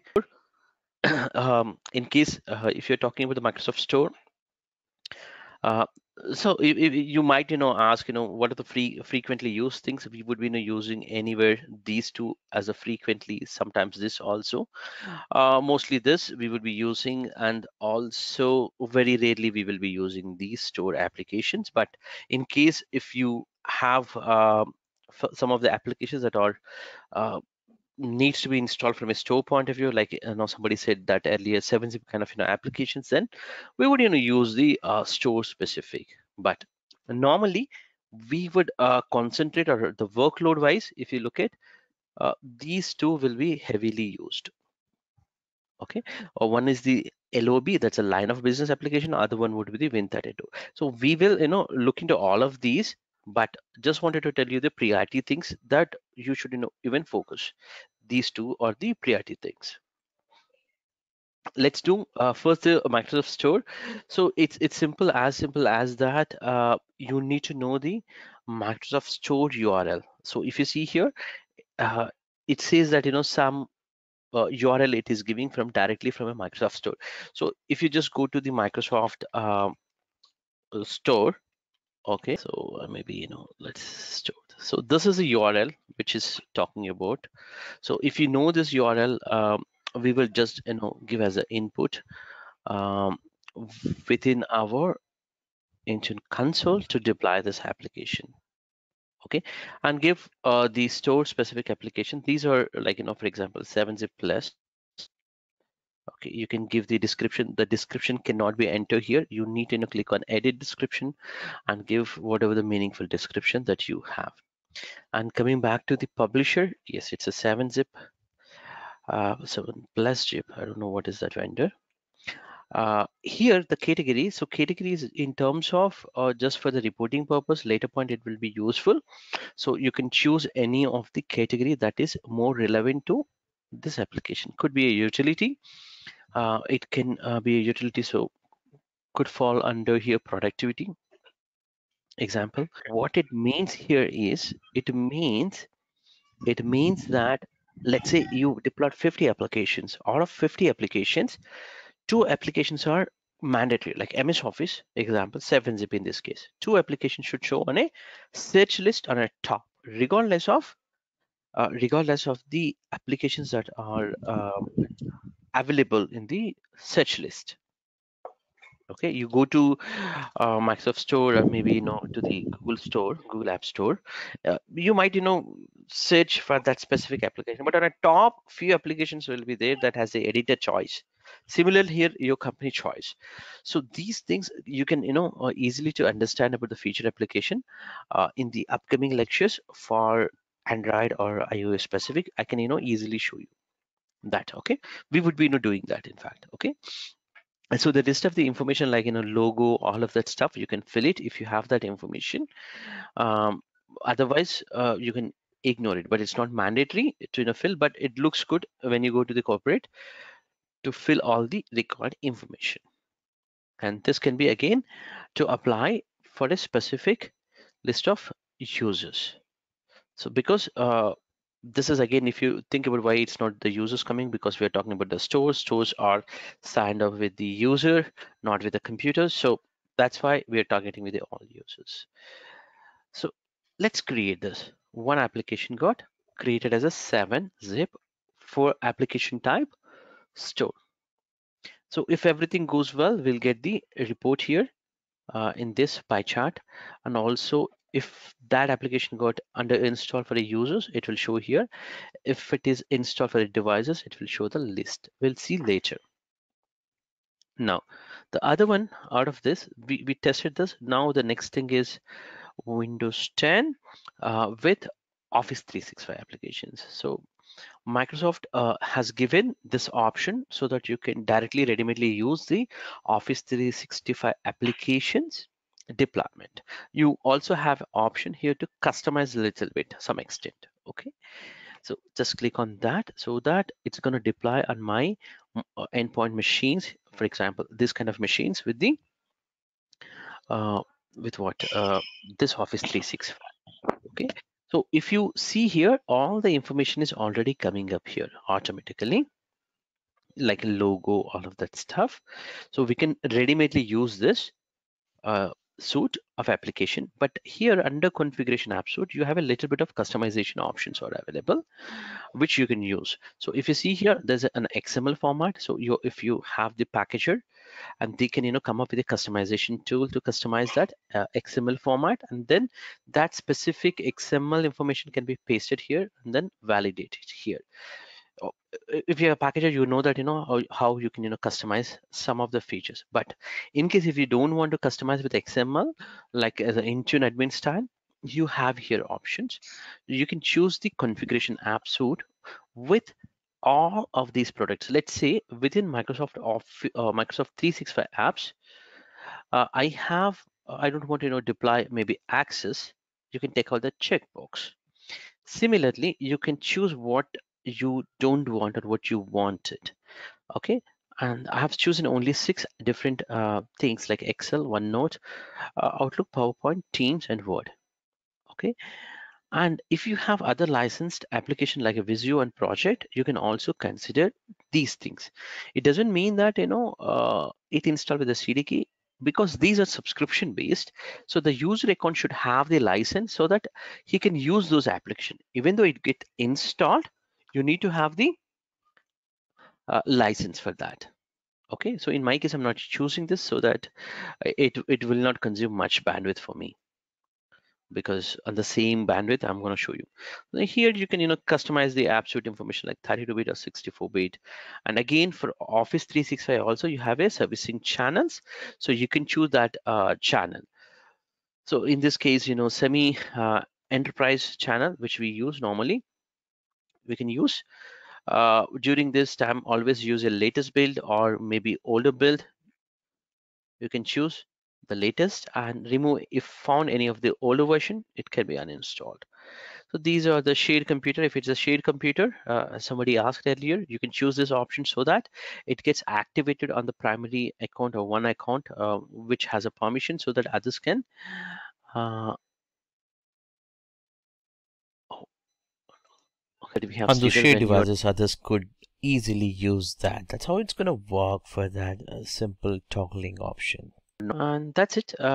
In the background, install in the background. If you consider the search as a Bing, you can choose. If you're talking about the other languages within the Office 365, like a Dutch or some other languages, you can choose it so that it also gets deployed with the language packs. Now, what if you want to uninstall, you can choose that specific group so that the group can be on those devices or the users, the applications also can be uninstalled. So in my case, I'm gonna again deploy for the users or the group so that I can test it, I can show for all users. Okay, and that is for the mandatory case. Let's say some applications I don't want that to be become as a mandatory, then what I'll do, I'll go as here in a available mode. If you see, this assignment is a required case. If I choose as available, the user have to go to the company portal application and request it to get it approved and get it installed automatically, of course. But user action is needed when you push as a available mode. So we tried 2 of them method. Now I'm not going to talk about the browser, but browser is the Edge browser specific. The latest things can be deployed same way. Anyway, on my Windows machines, I have the latest browser, so I'm not going to talk on that much. Here is a web link. So web links are the links that are common or will be available from all the platforms. For the almost all the platforms, this web link will be available. Okay, meaning it means that it's like a shortcut. Let's say I have my uh, IT team dot example, my company name, in this case len, in my lab.com example. This is the internal example, internal portal. I wanted this should be published on every machine, maybe on a shortcut on a start button, then I would be using, or maybe on my Android phone as the icon, very similar to your WhatsApp icon kind of thing, then you would be using this method. So it's called web link. So what is that web link name? For example, in my case, I'm just gonna use the YouTube specific, okay, web app exam web link. I don't have any SharePoint portal link, so I cannot demonstrate that. Instead, I'm gonna show uh, some web link. So in this case, https :// web YouTube, right? YouTube.com example. Um, this can be only required to be available on a specific browsers, meaning that's a managed browsers means like when you push from a company, this topic might not be relevant right away, but it is relevant to understand. Let's say there is a this is a secure site. Think that this portal is a secure thing and you want that should be only browsed um, from Microsoft trusted browser, example Edge in this case, not as a of course Safari and these are okay, but what if MI browsers are there, those are easy to have the information, right? So you can restrict in a such a way. First deploy that managed browser configuration, then that can be deployed in the corporate devices profiles. So we didn't talk about the corporate devices, we're going to talk on that. So on corporate devices you can deploy, and then it will be only opens in that. Okay, and the category you can choose the category that you wanted. In this case, collaboration and social example. You can show this also featured application so that the applications will be come as a pop-up pop-up kind of thing. So you can apply an icon. In case if you don't apply the icon, this YouTube in the backend, once you open it, it will be opens as a YouTube, right? So that icon might come up here. Normally that icon will come up. So I expect that also should come. And I'm again applying for everything so that I can test it. So we did talked so far. Now we did talked about the very common things. I know these are very straightforward, but now there are something called, you need to understand here the differences between line of business application and Windows app. If you can understand this, the applications section for Windows becomes easy for you. So let's first try as a blind person, like a line of business application. So if you see the line of business application, what Microsoft says is you need to have the application in any of these formats. So what is that format? If you see, if it is Windows we're talking about, it must be definitely we're scoping for Windows, right, my friend? So I need to have the package in this format. So if you if you know that the packaging skill, definitely these Apex, all these MSIX or the store specific, which comes as the with the, if you do the packaging only, it will come with the certificate. All of that format should be there, meaning these things, to push it you also need to have a proper certificate also on the client machine, as it root trusted certificate should be there, so that these packages, when they package itself, the package with the certificate, okay, and that certificate should be available on the client machine, otherwise you cannot push it. Okay, and of course you push it, but it cannot install. Okay, now most common thing, 90% of companies will use .msi, okay, for line of business application. So let's talk about a line of business application. In line of business application, you need to have is application source. Let's say there's an application, you can name any of the application name. In this case, I wanted to name as 7-zip example. What happens with the 7-zip? This 7-zip, either I can download .exe. Can I deploy this .exe? No, because it is looking for MSI. Yes, in that case, if my 7-zip vendor gives in .msi, I can do the deployment. But the challenge comes here. Uh, for example, there is an Adobe. Okay, I'm pretty sure that most of you are already deployed Adobe. Adobe never comes as a single file. Maybe Adobe Writer kind of thing. Let's say Adobe Writer can consist of your some DLLs, supporting DLLs, and some cap files, some configurations files, and then one exe file will be there, one MSI also there. Can I use this MSI to deploy it now, this application? What I was trying to say is you have an application that also consists the source. When I say source, not just the standard on MSI, this MSI will call in the back in these DLLs, these EXEs or some files to complete the proper installation. That's called source set of files. So it's not a single file.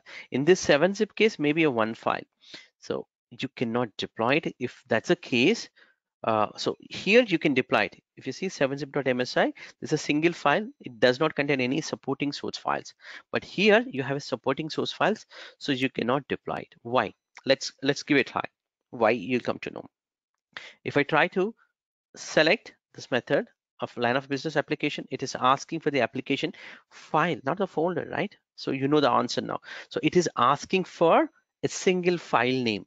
Let's see if I go to my downloads or somewhere, I might have some file. Yeah, I have a config mgr tool. That's a toolkit file. Okay, so let's use the toolkit. So this does not have any source file. That's why I'm able to upload. What if this application consists additional source files like DLLs, all of that, then it cannot work. Okay, you cannot upload. Why? If you just click on OK, I'm uploading only one file and it is taking as a single file. So what is the best way is you have to somehow to convert into the right format that is available for LOB. Okay, let's actually create this for a minute. You can also choose the category. In this case, I'm just taking maybe computer management specific here, and I think description of publisher should be there. Yeah, Microsoft. This is a toolkit software. Click on next. You can deploy again for the required users. Okay, or let's actually, yeah, I think, yeah, let's do this. Okay, create. So now if you see here, if you just look at this place, maybe it's going to come up now. Here in a minute, a notification will come up, says that you're actually uploading. If you see here, it says that, yeah, it's just uploading. And here also it says that it's not yet uploaded. What is uploading is one, meaning there should be a limit, right? If you have a more than, if I correctly remember, as an correctly recall, I think so 8 GB is a max limit of single file. If it is more than that, you have to split it, or you have to find other way to deploy it. Okay, so it just uploaded. Now the package is ready for the deployment. Okay, so what happened? It is actually uploaded the MSI to Azure cloud. So basically in the backend, it uploads to one of the blob storage, and then from there it's gonna retrieve it. So we will be looking into the client side logs, how it's gonna retrieve and what are the logs to be validated in all of these scenarios. Okay, so this is clear. Now what we have done so far is the very basic things. I still call it as a very basic. These things still a basic, but at least these two are very critical, very important to use cases or applicable maybe. So in this case, maybe in an interview point of view or somewhere, the people says that I have thousands of applications in my CCM, or hundreds of applications I wanted to migrate to Intune. So there is no direct word called migration, to be frank, but a person is asking in that way. It is actually referring to this method, Windows apps, which is or legacy application you call it, or Win32. They name in a different methods. So you can say as the native applications or Win32 apps. This is one and the same, or you call it, you have you're still using the co-management, as you said, you wanted your applications also to be migrated. So you would actually come up here to utilize that options to migrate your all SSM applications to Intune in other way. So there are a few projects only on this migration point of view also. Of course, they have to be tested properly, then only it's a migration project, we call it. So let's actually understand by creating a package and deployment. So let's click on this. If I just click on it, it's if I just select it, it says that again, select some kind of an application package. What kind of application package is? If I try to choose here a folder, it says that dot Intune Win format. So this is the format a file is expected. Meaning, let's say you have a package maybe from SCCM earlier, you deployed Adobe or some other applications. You have hundreds of applications, right? So all of them should be converted to acceptable Intune acceptable format, which ends with the Intune Win format. Dot Intune Win. So how do you do that? So meaning you can't directly use your existing packages. Let's say in SCCM, how we used to do, we just go to the packages and create a source, show the source of the package, give the package name and the installation commands, distribute it and target it, right? In this case, it's not like that.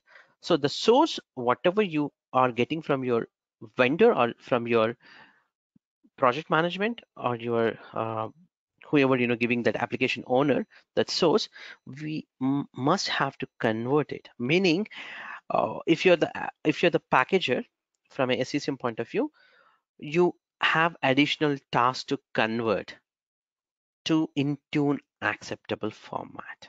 Okay, so how do you do that? That's a step. So in to deploy this method of Win32 application, we need to convert it. So I'm going to talk on that now. So for that, there is a Win32. If you just go to Win32 uh, Intune packager, this is a packaging tool basically. So it is available in the Microsoft GitHub. If you just go to even Microsoft documentation also, it says very clearly, you just have to go to the GitHub to get this tool. Okay, so once you go to this tool, for preparation, content has to be formatted to .intune format, and just click on this. So somewhere here it will be there to the GitHub format. Okay, so we will go to the GitHub to get that format, that file. Okay, where is that? So this actually uses in the backend. How this works is, my friend, earlier we were talking about a lot of other things, but those things are not applicable for Intune management extension. In this case, Intune management extension, if you just go to a client machine by this time, if I just go to appwiz.cpl, I must have to see something called Intune management extensions. This is additional supporting file for Intune for deploying the Win32 applications. This extension gets installed.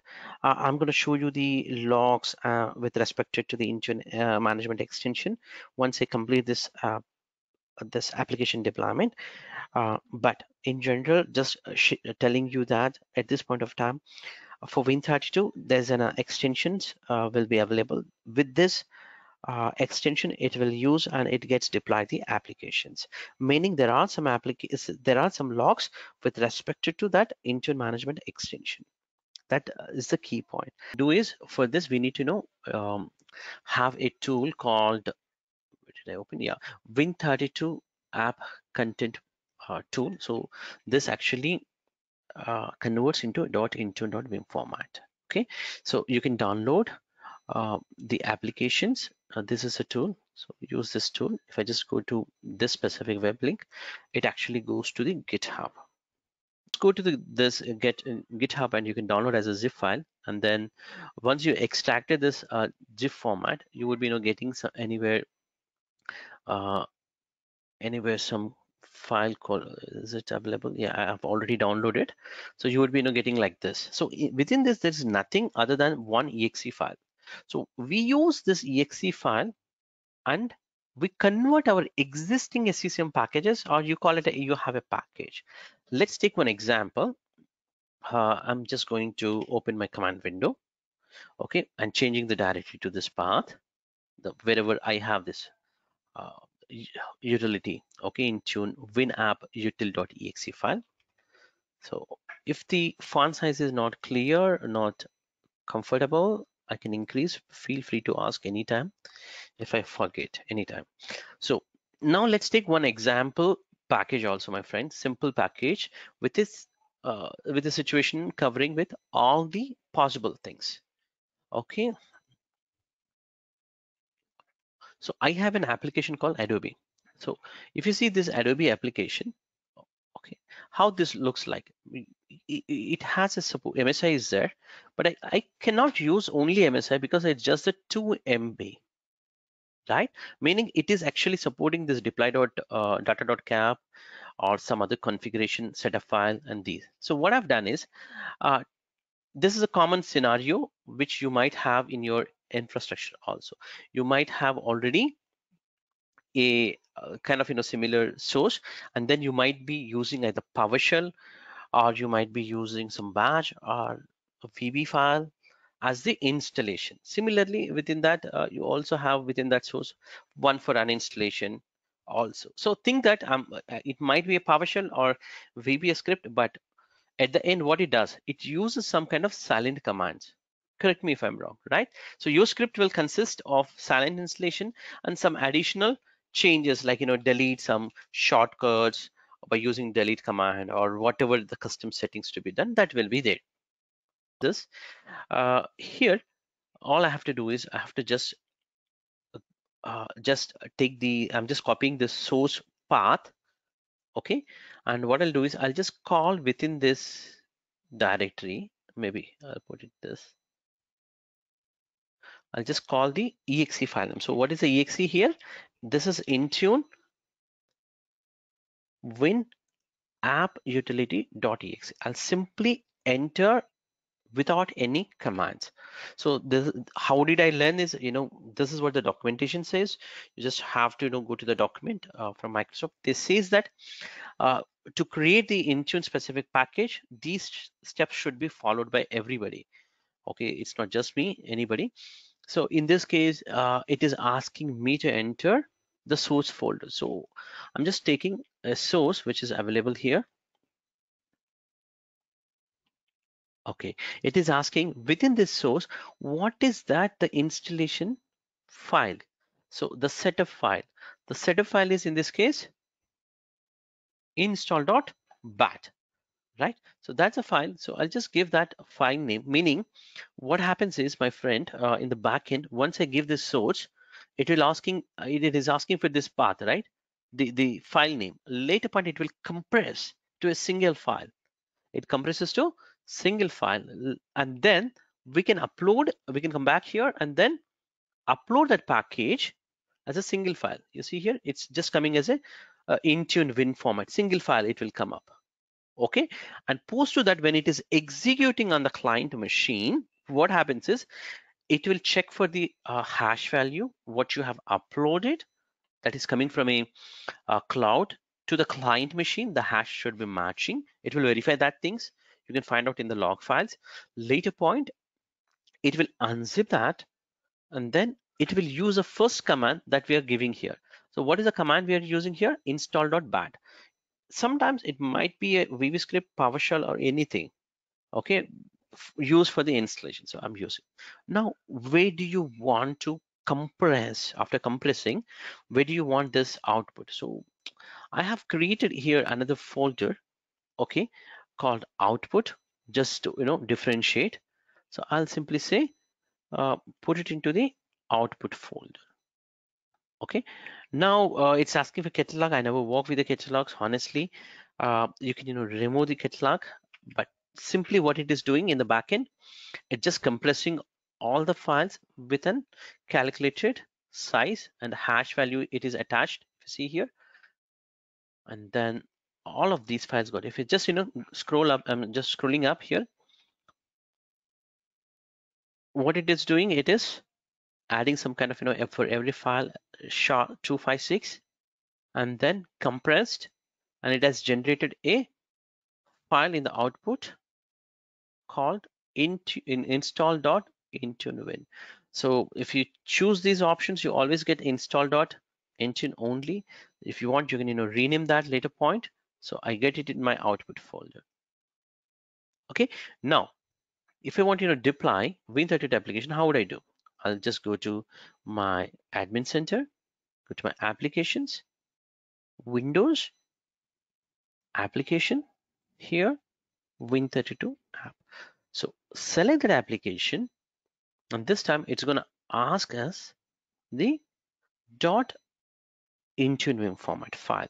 So in my case, I have downloaded, I think this is the output folder. So I'll just give this folder here.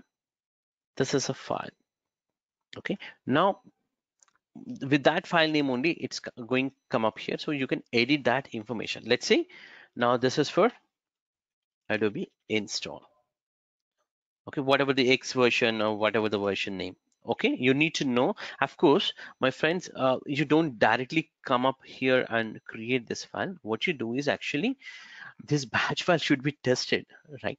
You would be doing the batch file to be tested if it is working or not. If works, then you will come up for packaging this, meaning it's a final package that you should be using.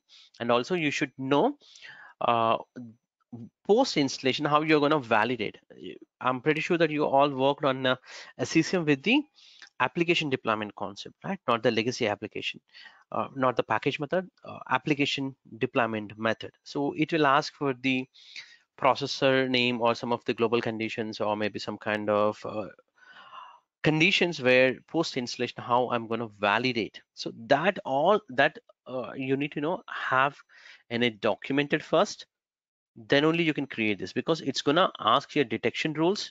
If you see here, this is very similar to your application deployment method in SCCM. So it's gonna ask the same detection methods. Okay, so we are just giving here some information. The Adobe X,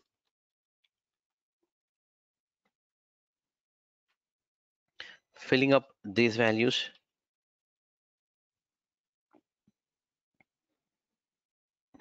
This is for, where is that, productivity. I can show this also, feature application and all of that remaining information I can fill up. Okay, now a program option. The program is like, if you're coming from the SCCM background, package and then program for installing, uninstalling, and the behavior of that program also. So for installation, if you remember, I was using called install.bat is the file for installation. So what I'll do, I'll simply put this for uninstallation. I have another batch file which will uninstall. To be frank, I've not put here for uninstalling, same thing, but it's not going to work. I've not tested this command, but in case if it's a working one is there, you have to test it properly and then give that. And the behavior of the installation is a system licensed. Now some applications might not be work for system, it might just work for a user. So it depends on the application that you're working, so you need to test it and choose that method. Device restart behavior, very similar what you have in SCCM, and also the written codes post to the installation, like execmgr code, execmgr.log file. You used to get it 0 for success and 1618 for restart or hard reboot or soft reboot, specific things. So you still have these options. So in other way, Win32 method is very similar to your application deployment. You'll still find out here, you see requirements, the conditions that you can talk about, the global conditions, all of that. For example, CPU speed, logical processors, free space, and all of that. So you can choose the architecture. So in my case, 64-bit minimum operating system version, I can choose here whatever that. For example, my machines might be 1909, so I can choose 1809, because I'm going to spin up some of the machines 1809 also. So I'll choose 1809. Disk space, all of that, you can fill it. If not, you also have the requirement based on the registries, or you have a script also. So this is, again, if you correlate what I initially said for migration from SCCM, right? So if you have already application, all this data is already available. So come up here and do that, validation, and you can, straightforward do it. But if it is a new application, yeah, you have to test these things. So this is a detection level only, then only these machines can be, applied with the Adobe kind of things, you can do it. Okay, and click on next. Here detection is the mandatory. If you don't configure properly detection rules, Intune will keep on trying to install the application, even though if it is installed, you never get as properly as installed, because right, detection checks post installation whether that specific registry key or file version or assembly or code is available or not there. So now in my case, for the detection, I'm going to use a common things. I'm not going to use any script based. I don't have any script to detect this one. In case if I have a use, I'll be using script based. Manually detection rules here I have three options: MSI, file, and registry. So any of the method, meaning if I try to install from a command window, this one. So let's see what happens if I just use here install on a test machine. In fact, I have already, so it will go to the repair or registry kind of thing. It might, yeah, it says repair. That means it's already there. So let's say if this application is there, where it will be. So let's go to program files, Adobe. Here, this is where the this is where the file is there. This is a version example. You can validate based on the version. All of these properties can be validated, meaning on a machine, once this software got deployed, it will validate these detection rules. So I can take either MSI or file or registry. So let's take a file, simple one. In this case, this is the path which I'm referring. So I'll put here the path of the folder and the file name. So in this case, the file name is, I can take this file. If this file is there with this version, then the deployed package is available and installed properly, I can consider. So here, now, how do you detect on this? So the file must be exist, or you're talking about in a size or a version kind of thing. For example, if I'm referring to the version, then equals with a specific value of that thing. So that's a 10 dot, whatever it is, 10.0.0, like 10.0.0.396. So which I need to give here, right? If you see the version, file version, this value must be entered here. Okay. In case I'm not talking about the attributes, then I can say file exists. So here, meaning in this folder, it will go and it will check for this file. If it is there, well and good. Then it considers it is installed and it is available. Click OK. So you can choose any of the options. Similarly, the MSI options, all of that can be also tested, which is same case, same options which are available on your SCCM application deployment options. Okay. I can choose if you want multiple things. For validating multiple things, you can do it. For example, your script is doing installation, so that this step will be validated for the installation. Post installation, for maybe a update should be disabled, maybe another registry key, maybe whether that customization is applied or not. So you get that options here. You can configure. Now if you have the dependencies, before you install this application, some other application to be installed, you can do that. And supersede, this is again this month release. This is also introduced up to you can replace up to 10.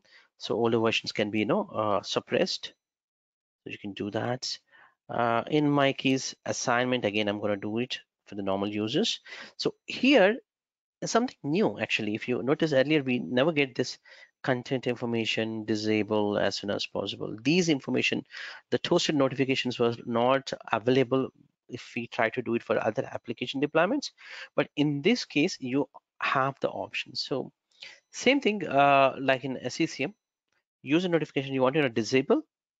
If so, you can say that, or this specific toasted notification should only show on a specific time zone, or maybe should become as a mandatory.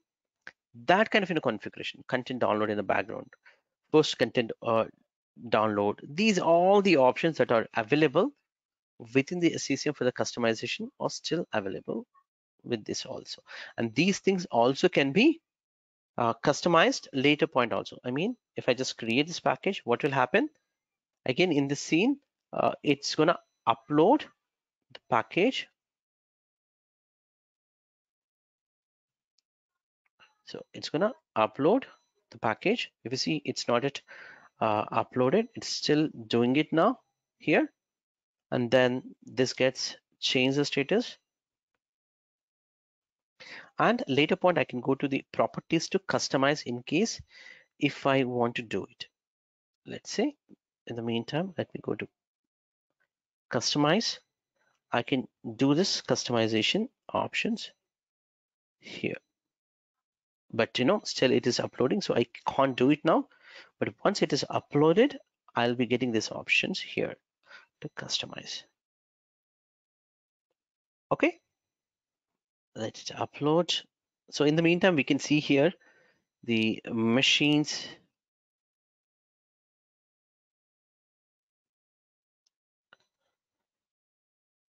So in this machine, we have already Offices got installed, Toolkit got installed, right?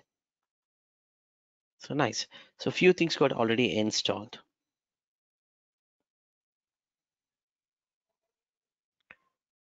Let's sync this also.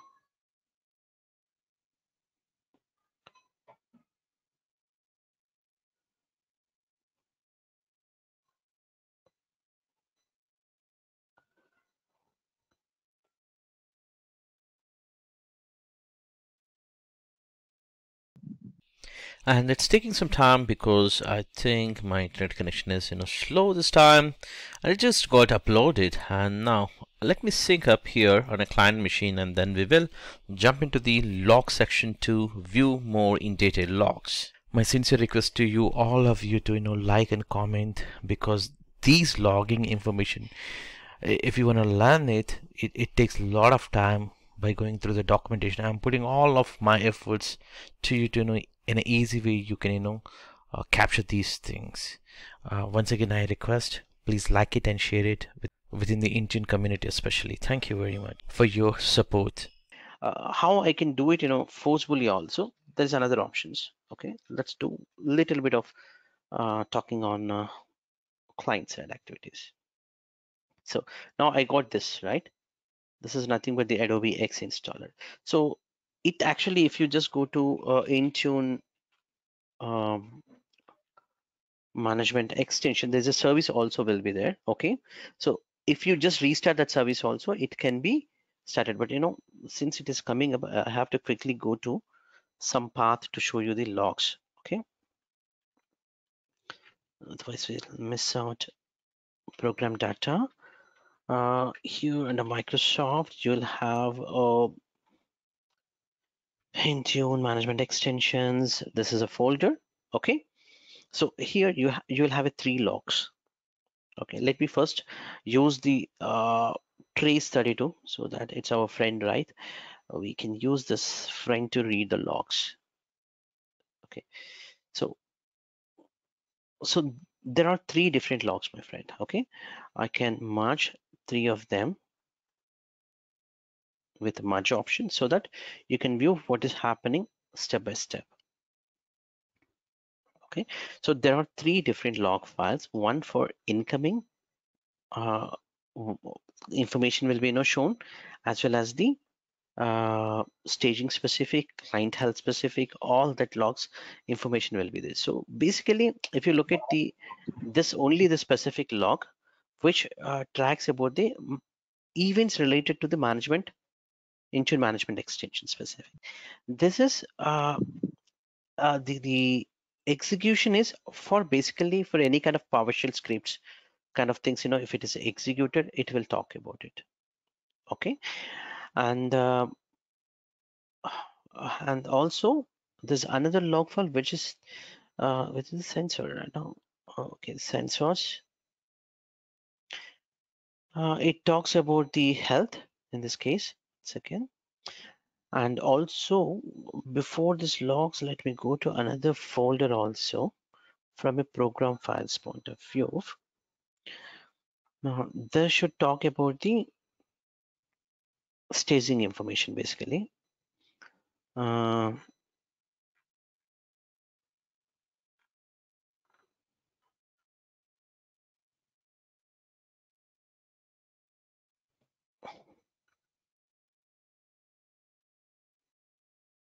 So here content is there, right?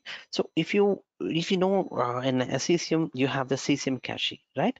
So you could come up with a question, hey, where's the cache in CCM? Or those are the CCM cache. But in Intune, this is where actually what happens is it will actually place into the three different places. First, it will incoming.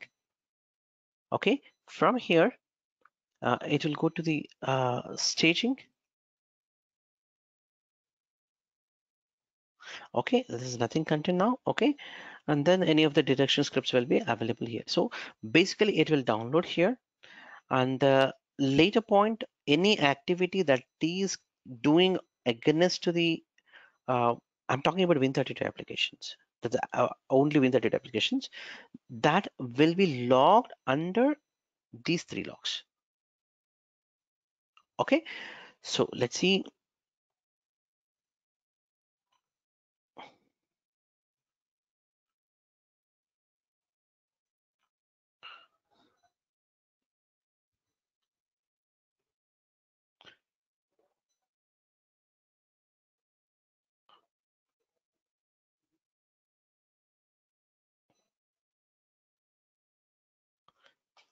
It's not it, seems to be. Okay, because we didn't target it, right, my friend? We just created the package. Okay, we didn't target it anything. So let's go to targeting. So as I said, you have a packages. We just created Win32. So you can see here the type of the packages Win32, which was not okay, which was targeted already. Okay, let's see. Did I?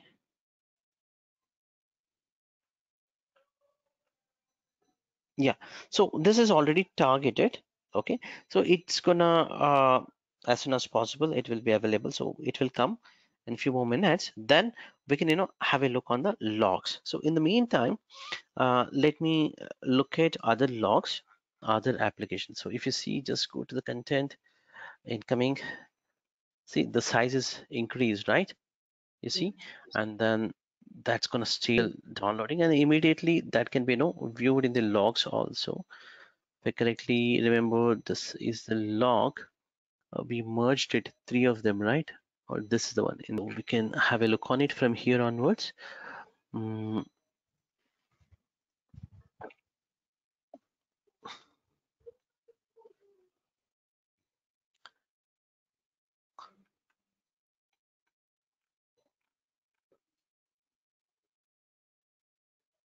this is authorization. It's just looking for that token. When we restarted, this is what happened. The PowerShell specific script, it was arrived, WShell. It's actually reading that. So this information you can see management extension specific. So it is actually putting in this. It's generated that script, policies and scripts. Okay, the hash validated in this case. Okay, so let's go to the last of this so that we can quickly check the Adobe specific also.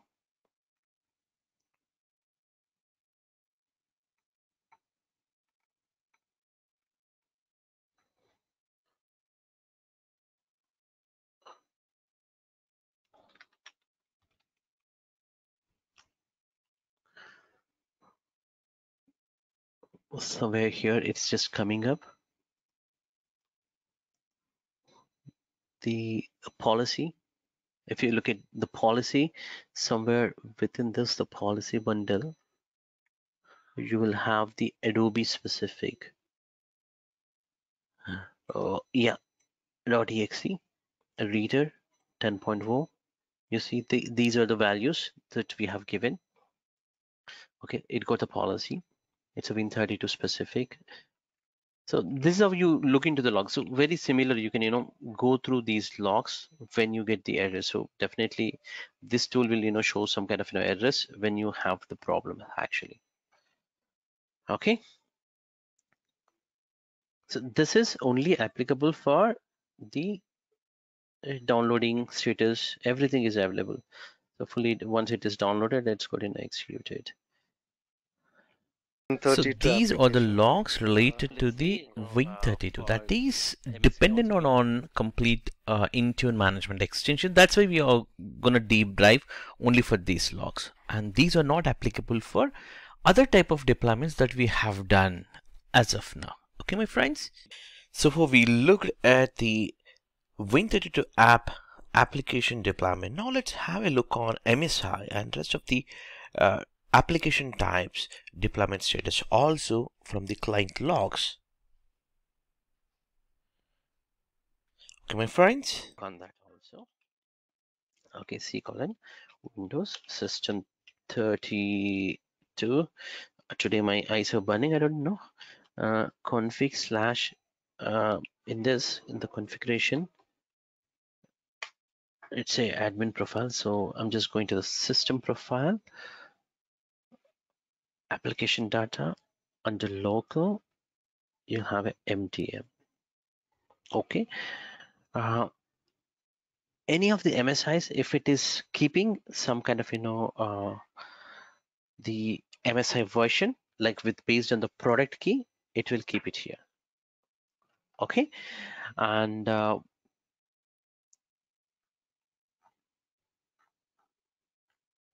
one second. And also, if it is failing, okay, if it is failing, actually there could be a registry. There was a registry. Let me recall that also. Did I get it?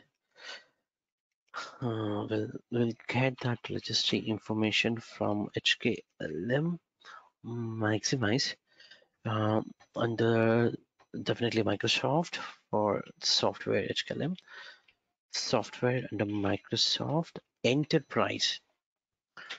If I just go to Enterprise, okay, desktop app management, you see here this application got deployed. So that specific information will be available. So let's have a look on it. What is this applications? So these are the two application policies that are coming up. Okay, so this actually talks about download in progress, the status one application. Okay, this status will be updated back to the server. Okay, and additional thing is if you're actually uh, plain applications, right? So you also look at the normal logs. For example, if this application got failed, example, let's say if it is failed, how many times it was recounted. These are the global policies that you configured, right? So how many after intervals it should be, work on it. So you need to come up with the bit specific also sometimes. So just use a bits job with admin logs to find out with this specific job what happened. Okay, that information also you might have to pull it. Uh, and I would say basically lost error, which talks about what is an error code. Okay, that's one other information. Okay, but for, as I said earlier also in the beginning, we don't just like blindly as a corporate companies, we don't just like go here and just line of business, and we don't deploy like MSI, the standards, right? The MSIs needs to be redirected somewhere to a log file, what is happening, all of that stuff. So we do that also. So let me show you that. If I just open this MSI, what we have deployed is the config mgr toolkit, right? So within this, you would go to the properties. Once you created this also, you can do this changes. Just say app edit. Right.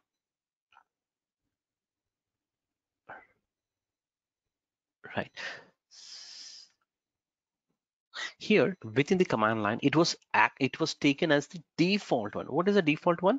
Default one will always try to install automatically silently. That's it. It doesn't redirect the logs. So if you're talking about the production, definitely we would give the slash logs, and then the log location is standard log location, maybe C colon temp or Windows directory under temp folder. like that we will completely give the full path. So we don't just use this, even though we just upload it as a single MSI, we would actually use the standard MSI log directories also. So that's how we use it. Okay, so two places to be checked for the MSIs. One for the Windows commands for redirecting the log, means let's say there is a fatal error when you're trying to install the MSI. It is a common thing that you get it right, and sometimes you push some application fatal error 1603, it comes and it doesn't install. So the only option is you have to redirect the log to get the debug level of MSI, what DLL is corrupted, or maybe is the older version of application is there, it is not able to uninstall. Different criterias will come up when we look at the log.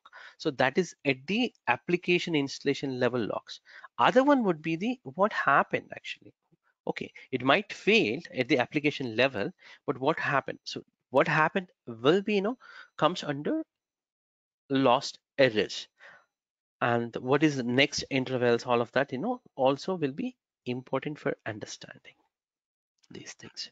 Okay, so that's a first thing policy. Then it will look for and also for your information, it will look for management engine. Okay, so Intune management extensions, by default it might not come, but when you deploy the Win32 app, it will come. Okay, because that's where it is needed. So if you just deployed only normal applications, it might not come also. It takes some time, but for sure it will come. So that's the next thing it will verify. Intune management engine extensions are available or not there on this machine. So if you see here also, if you have a time stamp or something like that, uh, it's the same date, but this gets the later point. Okay, sometimes these things will come fast, later point this may come. So if you have a problem on a machine, Win32 applications are not installing, first have a look on Intune management extension. If this component is not there, then you have to unenroll and re-enroll. That's Microsoft common statement. Okay, like you used to do the reboot, similarly here, unenroll and re-enroll. That do the fix after waiting some time and deleting the record also from Azure AD, and wait for here. That record should be go out of mem console and look at from the user specific. Does that user has any uh, additional devices or register for that user? If so, uh, any problematic device that was reporting here also, we would remove it, and then it continue further. For patch management, my friends, in SCCM you have single patch also can be selected. You don't have, I didn't show the patch where it is from SCC from Intune. You don't have an option to, because it's a cumulative. One patch only gets released, simple. So you want to pause it. If you find some problem, pause it, pause the feature update or pause the quality update. That's it. Or you can roll back either quality or feature update. This is what you have. You don't have any other. This is specific to only Android enrollment. I'm not talking about Apple now, but mostly the few concepts might be applicable, but I'm not going to talk on Apple specific. Let's say you have a device, Android device, any device, Android device, then how do you enroll is first thing, the major concern, forget about the enrollment, but the company applications within this dot, whatever the applications are there, these are these are your company specific applications. Let's say Word or Excel or your Teams, this could be, or your PowerPoint or your Outlook. These are called managed applications, which you push it from Microsoft, sorry, from the Intune console to your devices. When you say devices, a device can be your personal or your company. Okay, so always when we refer, device can be a personal or corporate device. So that again we're going to learn within this slide. Okay, this slide is actually talks about these things only. To talk about this entire slides with this lecture, we're going to talk on it. So now the problem is, you have here some personal applications like a Facebook, Twitter, Netflix, All these are the personal application, I can say. So how you're gonna install here the applications and balance your security for data theft, or or, or maybe data transfer uh, compliance policies. So that's where the that's where the different type of enrollment options that we have, we are going to talk within this session. I'm just trying to, again and trying to explain only what we are going to learn, but we didn't started anything learning. So I'm just trying to put here objectives. Okay, what we are going to learn. Okay, so let's say if this is a personal device, that is a fine, because I can put my personal application like a Facebook, Twitter, Netflix, whatever it is, and managed applications here. And normally what we do is with the Intune, we will encrypt these data, the applications which are coming from a company, we will encrypt normal normal security considerations I'm talking about. So if somebody is connected with a USB also, the data cannot copy paste because it's encrypted this data. And somebody comes up and he tried to access maybe Outlook, it will ask another layer of password, or not the device password, maybe a different password. If that password enters, then only it will open.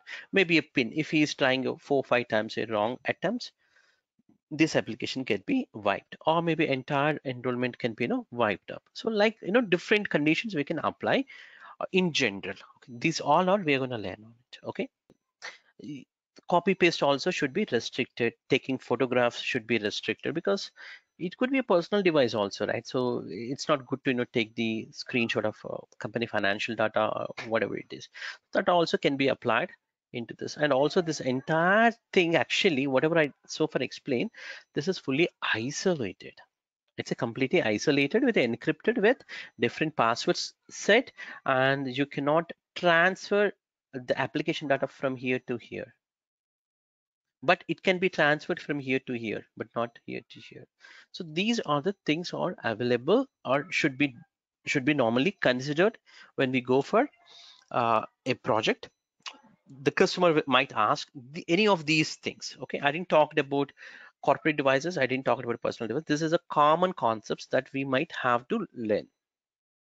Okay, so let's begin. Okay, how do we manage Android devices?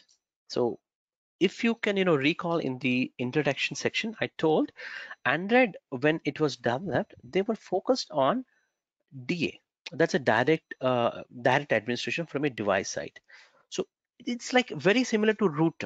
So for installing an application, root is not the solution, or accessing the application root is not the solution. They lately realized that the mobiles are part of work life now, and then they immediately corrected that. Of course, I can't say it's lately.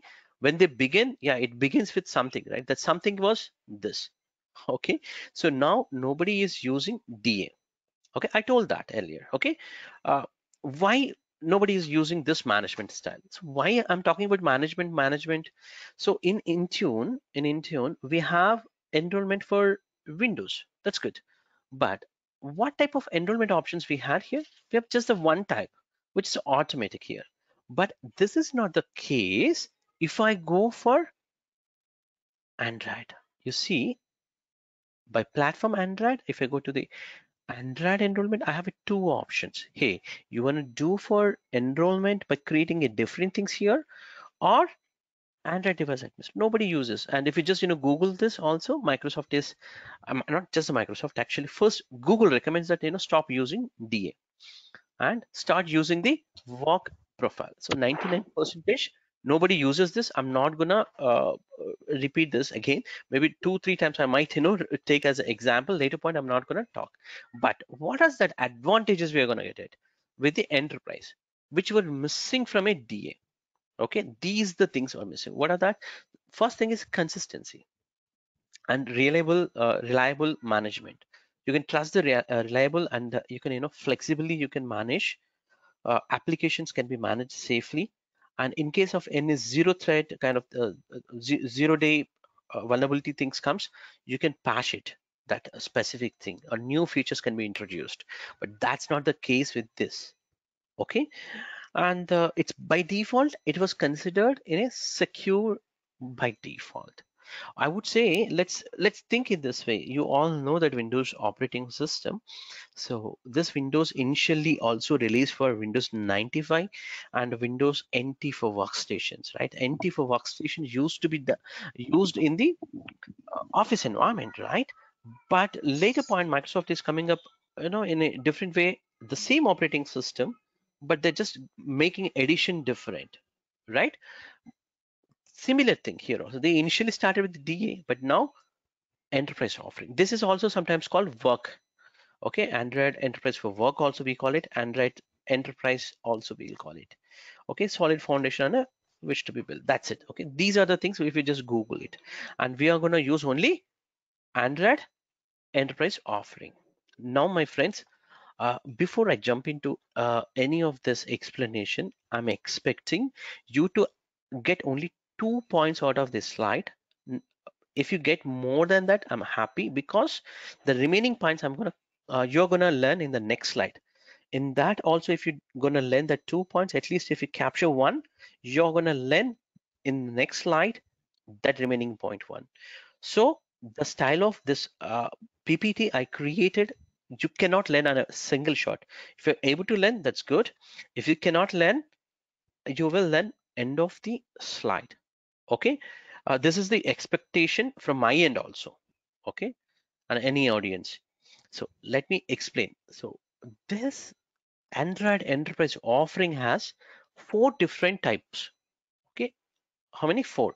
This is the first point that you need to take it out. So this offering is available in a 4 different ways. That's it. That's what I was expecting you to understand at this point of time. This is so complicated to go through the document to understand all these things, and it's a single attempt, trust me. So the first option is bring your own device, meaning the device purchased, the Android device, maybe a tab or whatever the mobile device is purchased by end users money. Okay, not given by company. Okay, that's a if you have a situation where a user have his own device and he wants to onboard to Intune so that he can utilize our company applications. How you're going to manage is you need to go for bring your own device concept.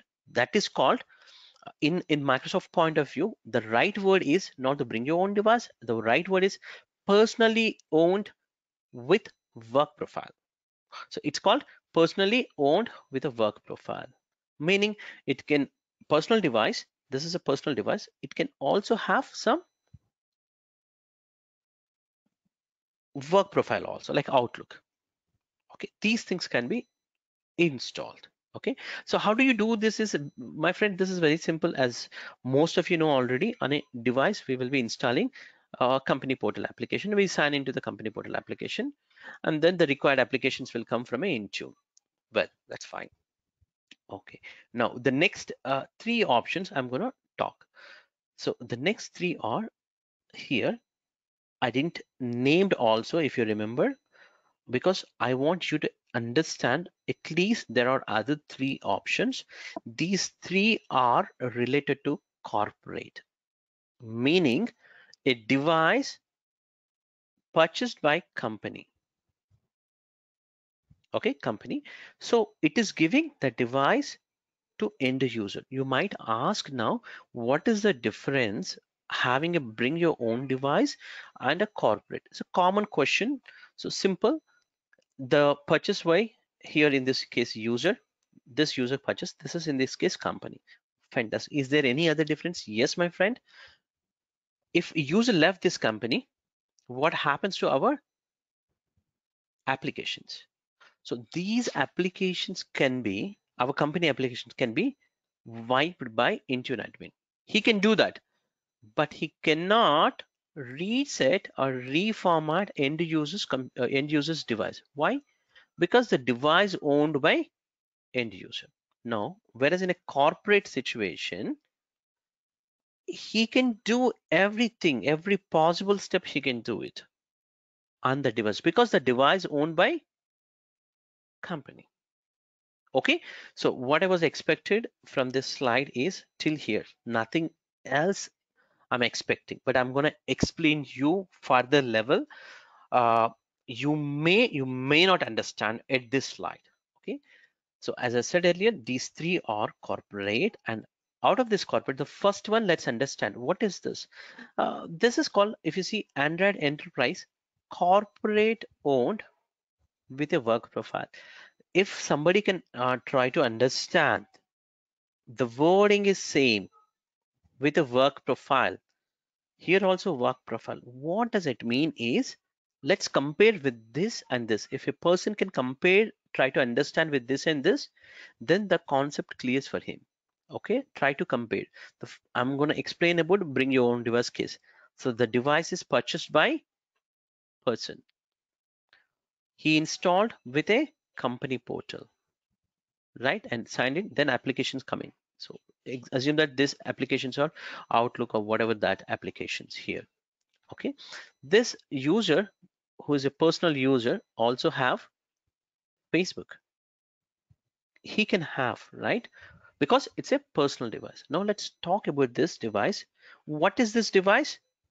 These three are owned by corporate, means company purchased with company money. This was given to very similar kind of, a user. Okay, what is the difference now? You see here, the device owned by company, in this case, it's a personal. Is there any other difference? Literally, no. The enrollment process differs. Enrollment process differs. This is a different method we need to use to enroll the device because it's a company owned, right? So now the question will come here for you. Hey, you said earlier some applications are available here, my company specific applications and also my personal applications like a Facebook is available. Can I also, you mean to say here also you will have the same way? Yes, my friend. Okay, I repeat, yes, you will have a Facebook, you can have a Facebook, you can have your company applications also. So major differences, company and personal owned ownership and the enrollment process. So now you will have a question. So in this case also, that is the same way, like Android corporate device, you have a single user who can use even a Facebook, also company applications. That's what I'm expecting it to take out for this one. This is also sometimes called as a copy. Now other option will be there called Android Enterprise fully managed, meaning the device is owned by this device is owned by company, no personal application. So let's say you went to the market and you bought a phone. For sure, you will have a YouTube on that application on that phone, and also you might have some other. If you bought MI phone, their own applications will be there as a MUI installed, and Google specific applications also will come up. So there are two on your phone. Two persons will be there. One would be the your manufacturer, that is your, in this case, MI or Samsung, in this case Google Android. So these applications also will come up as a preloaded for you when you purchase a phone, right? When it comes to the Android Enterprise fully managed, we have to take out all these applications, just make it as a clean. Whatever the applications you approve, like Outlook or maybe some other applications, only will be available. There's no other applications gets installed. So this is called Android Enterprise fully managed. We also call Kobo sometimes. Okay, corporate CO means corporate owned. This is again business applications will be there inside this. Now, other option would be the dedicated.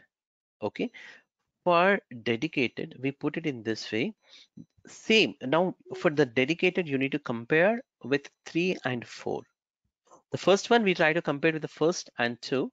Okay, fourth one should compare with always with the third one, meaning you will have the dedicated, sorry,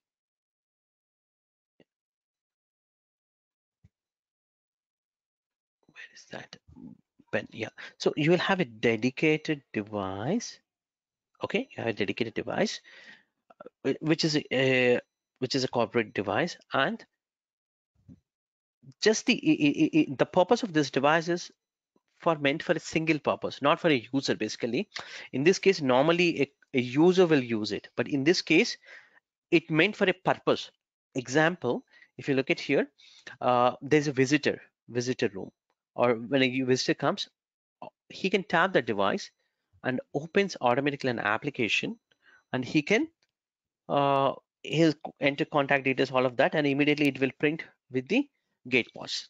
Or maybe in a supermarkets for inventory information, or maybe in airports for a simple purpose it might be used. So this is more into the manufacturing area or some other special device.